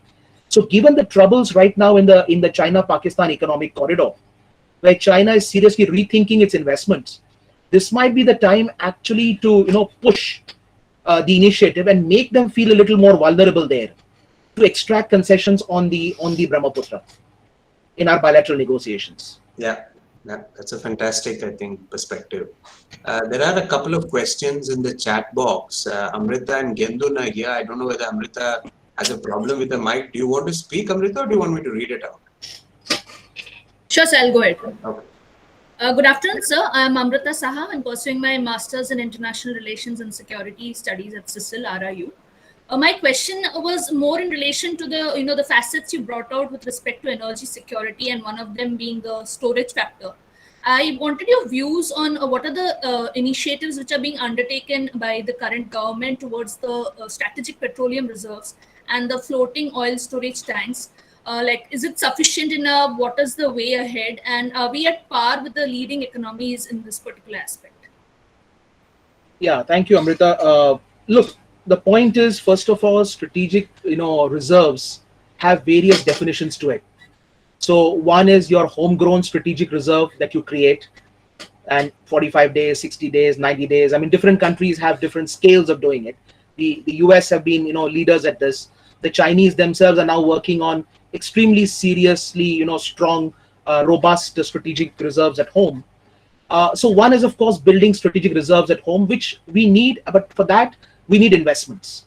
And so that is why I did mention in the context of the India-Middle East approach, the UAE is a very important country. I mean, the Prime Minister is due to visit, Abu Dhabi shortly. But the reason that the UAE becomes very important is it is that country which has essentially been a master at, refining, and it's been a master in terms of being able to build petroleum facilities. While the Saudis, of course, have their own stake, the UAE have been extremely refined in that sense. And the whole idea has been to bring in the UAE as a potential partner, one, to upscale our refineries, to expand our refineries, and to create petroleum reserves within them, not the entire refineries reserve, but to create reserves, but also now to be able to create reserves in those countries as well. So now there has been moves on this, that we will not hold all our reserves at home, but as Ambassador Verma was talking about it in the context of water, that you can never be independent in terms of having all that you need. So you rather hold it not only in your country, but you also hold it strategically in different parts of the world. So creating an energy, petroleum reserve in UAE itself, and being able to create a certain pricing stability for it. So we will be locking it in at a particular price, and regardless of where the prices would be, we'll be able to access it in the event of trouble. Now, what happens is we have also tried some other ways. For example, I can tell you this because I do track Latin America also, and have been doing it for quite some time. Venezuela has been one of our countries on our radar for a strategic reserve. Now, the reason for Venezuela is because, one, it's far away. So the cost anyway of bringing that kind of crude here has its own implications. Of course, you can keep offloading it as you come along. That also happens, and the likes of Ambani's and they have been doing this. They've been sourcing oil from Venezuela and been offloading it as they bring it back home. But the point is, because of the cost of refining, we've actually now been working before, of course, the sanctions hit and the Trump administration put us under pressure. We actually were working with them on being able to create a strategic reserve there. So the whole idea is to create, these dispersed strategic reserves in different parts of the world. And that's why I did mention about looking at the whole term called energy independence very creatively. So for example, when you create, petroleum reserves on different continents, what happens is, fine, it may be far away, but it's there for you to use. And it's held in a country that is not inimical to you. It's not held in a country that has a baggage against you. So clearly, because remember, with energy, you cannot extricate energy from geopolitics. The political and geopolitical premium on energy always exists. There is a premium that people pay with regard to energy transaction, but there is always a geopolitical premium. You don't know when things will change. So that is why holding these reserves in different parts of the world has been something that has been on the anvil. Now, when it comes to the floating oil storage tanks, this is something where we've not moved significantly, because again, there are huge issues that we need to address. As I said to you, this will require a lot more technological development. It will require a lot more capacitation of your own self. So right now, the focus is principally on reserves at home, reserves in the Middle East, because that in terms of its transportation becomes the easiest and the quickest, and then holding reserves in certain strategic parts of the world, like for example, Venezuela. We are also talking to Brazil, because a few years ago, Brazil did make offshore oil discoveries. So again, that's a country, where you could look to basically hold reserves. But the problem that has arisen now is, even as we were talking to the Brazilians, the Chinese have stepped in a big way to invest in these storage depots of Brazil.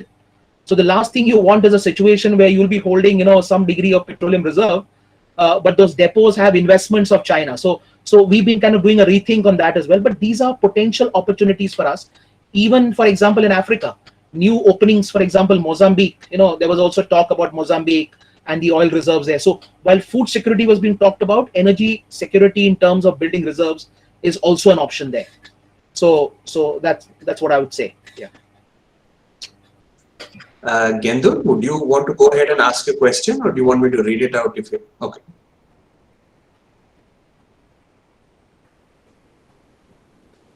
Are you able to ask a question?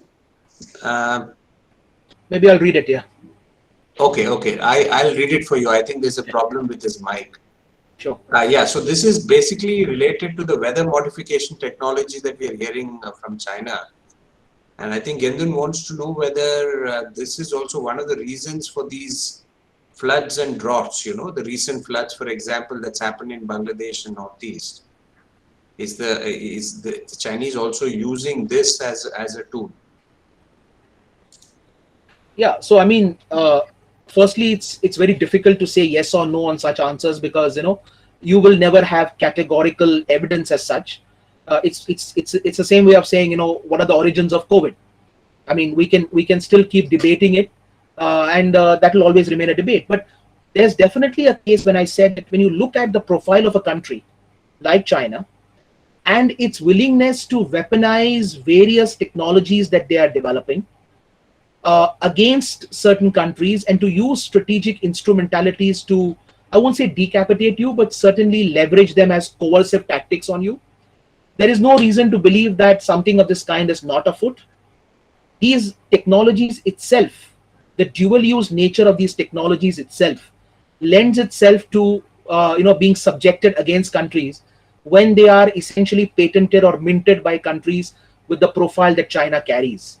Now, in the context of the floods, there is a natural dynamic to the floods as well. Of course, the dams and the manner in which dams have been created have also changed the course of rivers. So that also has been something that the Chinese have done, which probably should have been part of a collaborative, kind of regime. It was done unilaterally. But in terms of actually, saying that they have done it or not, it's very difficult to say. It's conjecture. But I still would not believe that right now they have actually been, kind of instrumentalizing this. Going forward, depending on how the situation emerges, how the India, China situation and dynamic develops, you could see a lot more instrumentalization along these, because at the end of the day, let's remember, the Chinese have very important stakes in Bangladesh as well.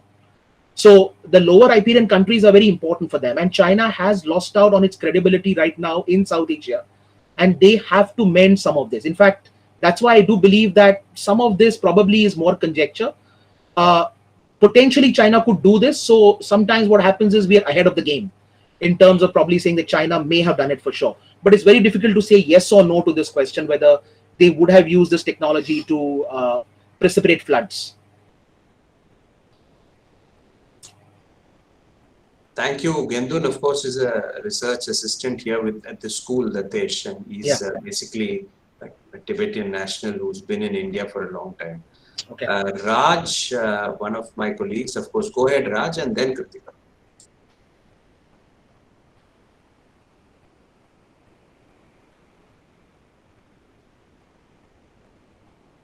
I think there's a problem with your audio, Raj. Maybe if you could just see, connect it once again.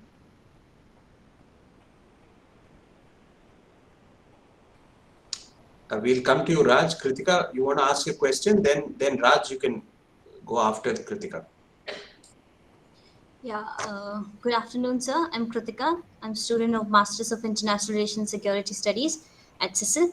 So my question is, when we see water security, it's mostly our aspect is towards transnational water security.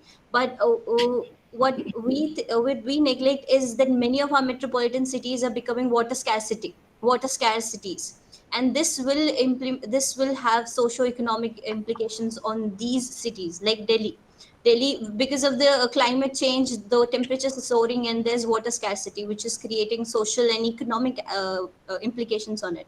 So, how do we approach this water scarcity in major metropolitan cities of India, which are also economic hubs for India? And the second, what are our present approaches and present practices in expansion of biofuel and energy efficiency techniques, so that there is energy, as you said, energy utilization, energy efficiency is very important. So where do we stand right now? Yeah, sure. Look, I mean, you've asked a very important question. In fact, that's what I was trying to hint at, that, while we talk about the use of, groundwater for agriculture, and Ambassador Verma also talked about, the distortion of the use of water with cash crops, etc.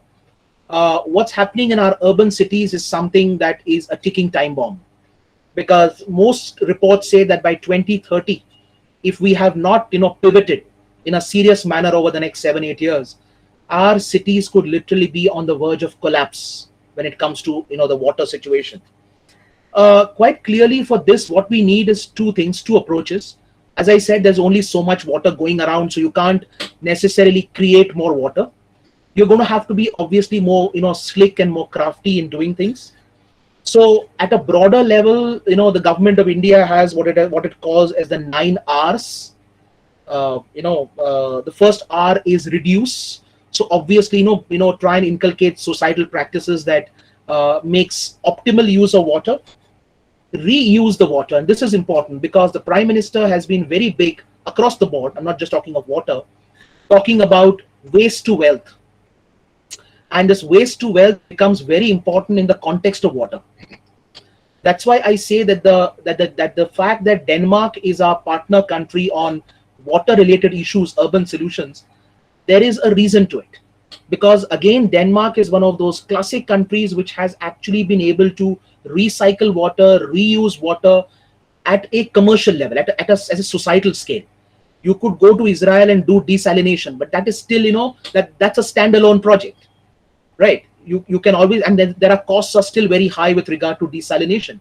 The Indian government did try, this some time back. I remember the Maharashtra government of Devendra Fadnavis, when they were in power, they did explore this with Israel, but then they realized that probably it was not efficient enough, cost effective for the Mumbaikars to be able to pay those bills. But the point is, generally the wealth to waste concept in the context of water is very important. So reuse and recycle are the other 2 R's. Recover, and this is again very important. So as Dr. Babu talked about recovering and rediscovering water sources, A lot more technology, research, activities need to be taken up on a fast scale. Recharging ground level water. Again, there are technologies emerging. We have to look at some of these technologies. We have to see how we can prioritize them under Atmanirbhar Bharat. So just like we have created production linked incentive schemes for our manufacturing sector, we may have to come up with, the Niti Aayog or somebody may have to come up with a roadmap, policy roadmap, as to how to incentivize these activities. So how to incentivize, rediscovering water, recovering water, etc., recharging it, rerouting, repurposing, and rejuvenating. So again, the bottom line is replenishing the water sources, rerouting. Now, for example, the National River Linking Scheme, as I said, it was not about linking all of India's rivers into one grid, but within various basins, you need to be able to create, for example, cleaning of the Ganga and cleaning of the Yamuna, for instance, in the context of Delhi, is extremely important. I mean, you need to be able to work with sources. There was a time when Bangalore was proudly called the city of lakes. The lakes still exist, but there's no water in those lakes. We know what is there in the lakes now. It's foam. So Bangalore has now begun to work on trying to bring back some of its lakes. Similar thing needs to be done in Delhi. But we all know what the problem, I mean, in a specific context of Delhi, we know what the problem is. It's multiplicity of, rules and regimes and all kinds of power brokers, etc. But across the country, we need this urban solutions, what we call as urban renewal. It's called urban renewal techniques. And that is where the Nordics are very important. Now, why do I emphasize the Nordics? Because I've been doing some research and working with the Nordic countries on this. What is unique about the Nordic approach to sustainable development? Of course, they are very small populations, so one could always make the argument, how can you extrapolate?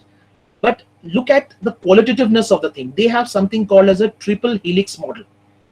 So the triple helix model is accepted today as a model for sustainable governance solutions. So what is a triple helix model? Simply, a triple helix model means identifying three sets of stakeholders. And who are those stakeholders? Of course, the government, which is going to be able to create the policy framework. The society for which it has to be people centric. So no point elites in Delhi sitting and deciding this is what is good for Delhi. You have to really look at what is good for society, engage the stakeholders, but most importantly, don't forget the business and the academia. The academia creates the scholarship, the research, which allows you to build sounder policies. So they should be integrated. How much do we integrate, professional academia within our solution making? We have urban planning, and how far, do we really involve the good architects, the people who are really good at doing it? So then what happens is you get all kinds of architecture which is faulty, which is flawed, because it should be an institutionalized approach. And why business? Because let's remember, at the end of the day, any model has to be financially viable. Let's not get philosophical here. But in the real world, it has to make business sense.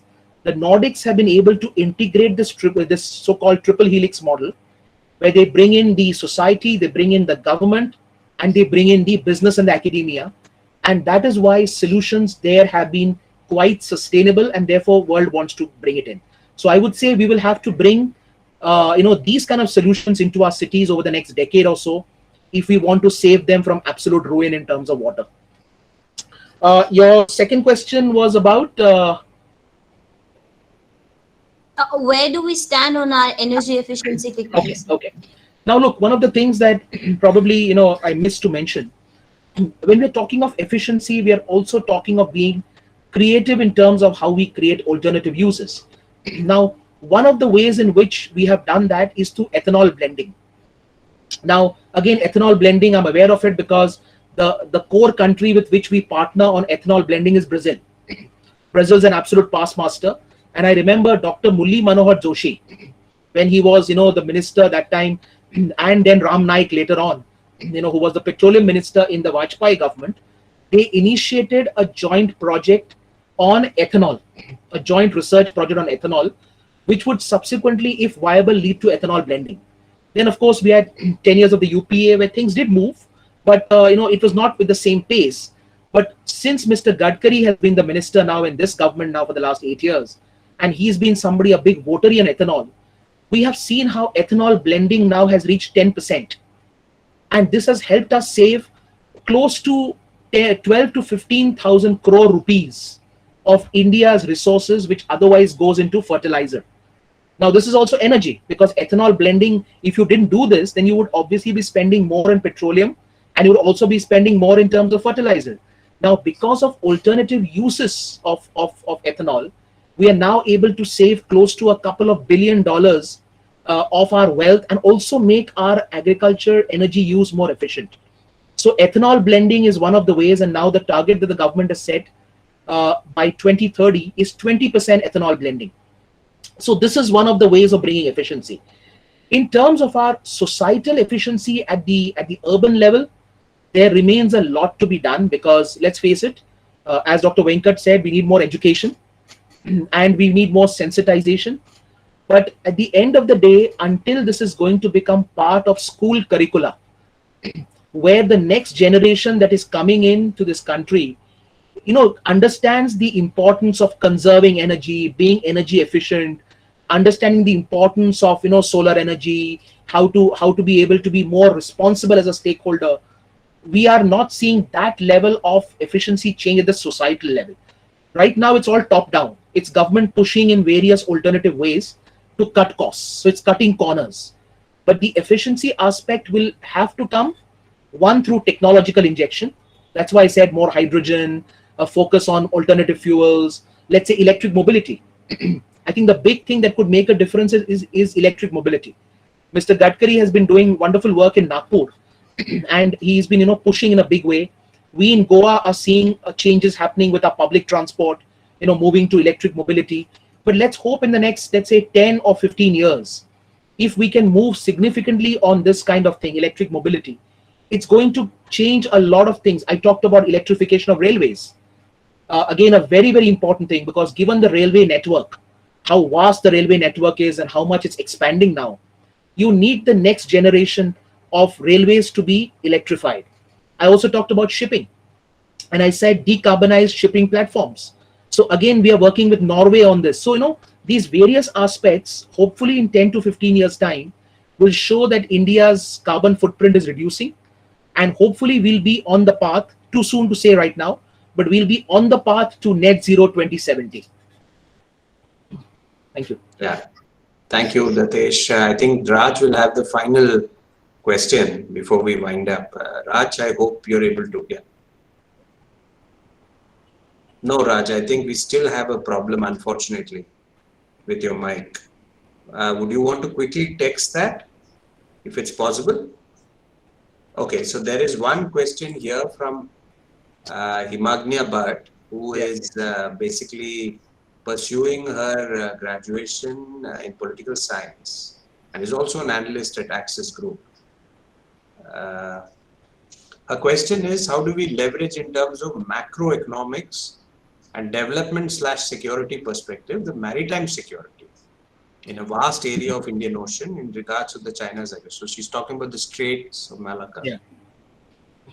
Yeah. So I mean, obviously this was going to come into my discussion tomorrow, because I was going to speak on food security both on land and in the maritime context. But yeah, I mean, it's well understood that there is a very dynamic, which is why I said at the very beginning, non-traditional security is dynamic, and one of the areas you see this dynamic moving target nature of security is in the maritime domain, because things are changing so fast.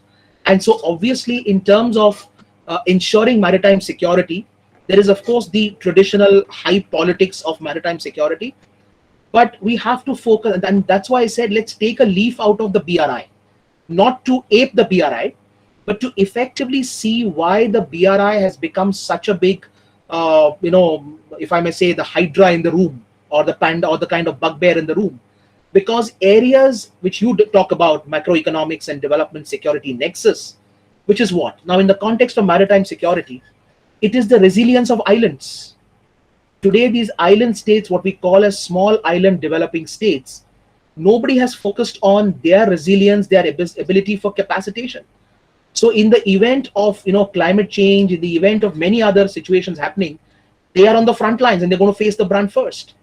As a result of China now bringing in this notion of connectivity through infrastructure, creating dual use facilities.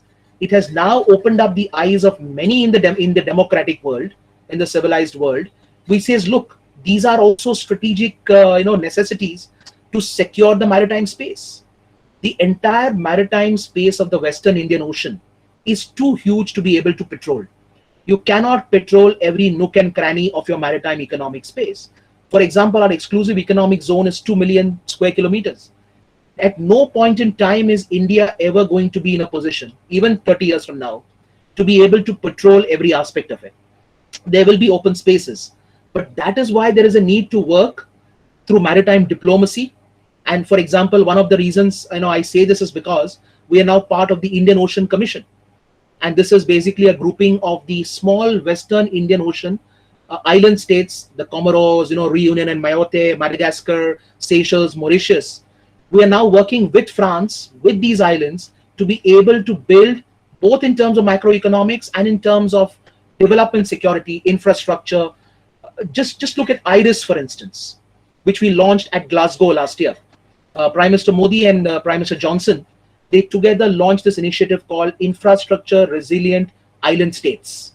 So India and UK are now going to be investing together in creating disaster resilient infrastructure. That's one way. Second is in terms of ports. And here, of course, if I had time, I would discuss this. But leveraging India's frontiers. I think the fact that we are now working with Indonesia on the Sabang port, and I'm told that the port construction is moving. So there is definite movement. It's not something where we have signed and forgotten about it. The Sabang port is very important because Sabang sits right at the mouth of the Malaccas, and it's basically envisioned as a kind of a sister port to Andaman Nicobar. So the ANI and Sabang port of Indonesia not just allows us to build economic interaction between these two entities, but also allows India's Sagar doctrine to be mated with Joko Widodo's global maritime fulcrum, which is his doctrine about placing Indonesia at the centrality, of course, of the Indo-Pacific and with the Malaccas, obviously. So it is important to work in various creative ways, not to look only at traditional security, but to look at these ways of infrastructure building, dual use projects. But I would say that the most important thing is the Indo-Pacific Oceans Initiative, because that has 7 vertical pillars to it. It's about ecology, it's about maritime resources, it's about maritime diplomacy, maritime exercises. And ever since we launched it in 2019 in Bangkok, we've had countries come forward and join. We've had Japan join, we've had France join, we've had Vietnam join. We now have Australia, which is part of it. In fact, Indonesia and Philippines also want to officially take up one of the pillars of the Indo-Pacific Oceans Initiative. So I would say this would be a concept, a socio-economic concept.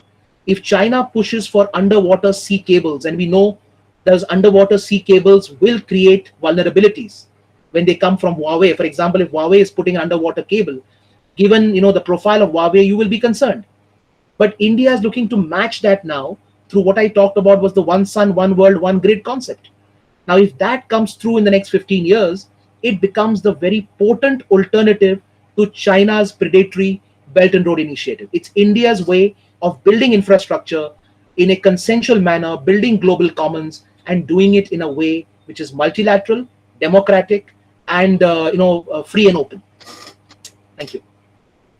Thank you, Datesh. I think Raj has typed his question in the chat box, and he mentions to your reference to strategic vulnerability. Yeah. And how it also undermines our strategic autonomy, particularly when some countries are pressurizing India, and as has happened on Russia, for example. While energy independence can be a long-term goal, what can we do to overcome this in the short term? Oh, absolutely. I mean, that is precisely what I was trying to say, that, energy independence may or may not be achieved, because we can always debate on whether it actually gets achieved. But it's a goal and it's a destination that we have to move towards. And as we move to energy independence, which is on a long-term horizon, 25, 30 years away, the short-term horizon is energy security. And so energy security in terms of reliability of supply, which is why, as I said, we are no longer only relying. For example, Russia has now tipped Saudi Arabia. Of course, it's in the current context. We are still buying less of Russian oil, But in the current context, Russian oil supply is bigger than Saudi oil supply. That sends a message too. When Qatar plays, a certain ducks and drakes game with us, we actually pulled out. When Qatar was playing hardball on gas, we pulled out from Qatar and we looked at other options. So in terms of energy security, you have to look at diversification of supply, reliability of prices, building your strategic reserve. These are all the aspects that are in the short term. Okay, building your strategic reserve, creating refinery contracts, bringing investments into your country, you becoming a hub for refining. One of the reasons I do believe the UAE context is very important. If you look at India's exports to most countries of the world, refined products in India has a very important component. India is a major refined products exporter. Now, if we want to enhance that, we need our refining capacity to become that much more expensive. And who do we bring in? Countries who have the finance, who have the tech, and who have the experience of doing it. So I would say, simple answer, energy security in a conventional sense is a short-term goal. As you keep doing it in a sustained manner and you bring in other aspects of energy, diversification, energy utilization, energy mix, you move to a kind of energy independence. Yeah, that is, I think, over 2 hours of fantastic and very thought-provoking interventions and observations. I don't think we could have covered so much on these two important aspects in so short a time if it was not for Dr. Datesh. And I think one of the things all the students should definitely learn from Dr. Datesh is the use of vocabulary, how you could actually, your language, how you could actually frame it in a manner where you are trying to convey a lot in as short or as brief or as succinct a way as possible. So I think this is a good lesson for all of you also. Of course, Dr. Datesh has mastered it over the years. And the good news, of course, is now we are all going for lunch. The better news, of course, is that Datesh is going to join us again tomorrow. And that is going to be again on two very important issues, which is on food, on which a lot of things have now happened, particularly with what's happened in Russia and Ukraine and the realignment of some of the global supply chains. And then, of course, another very important issue, which is on health. And I don't need to reiterate, each and every one of us faced that impact in the last couple of years. I stopped there.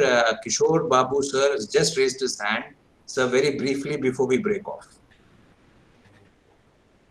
Ratesh, I was very happy hearing your words. We also, in a magazine, try to look for less number of words and more substance. You covered the oceans completely with your words.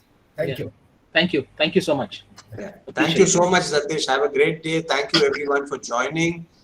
Please do join tomorrow, because I think with both these lectures, we'll get a very comprehensive understanding on this particular theme. Thank you once again, Datesh. See you tomorrow at 11 o'clock. Thank you, everyone. See you tomorrow. Bye. See you. Bye.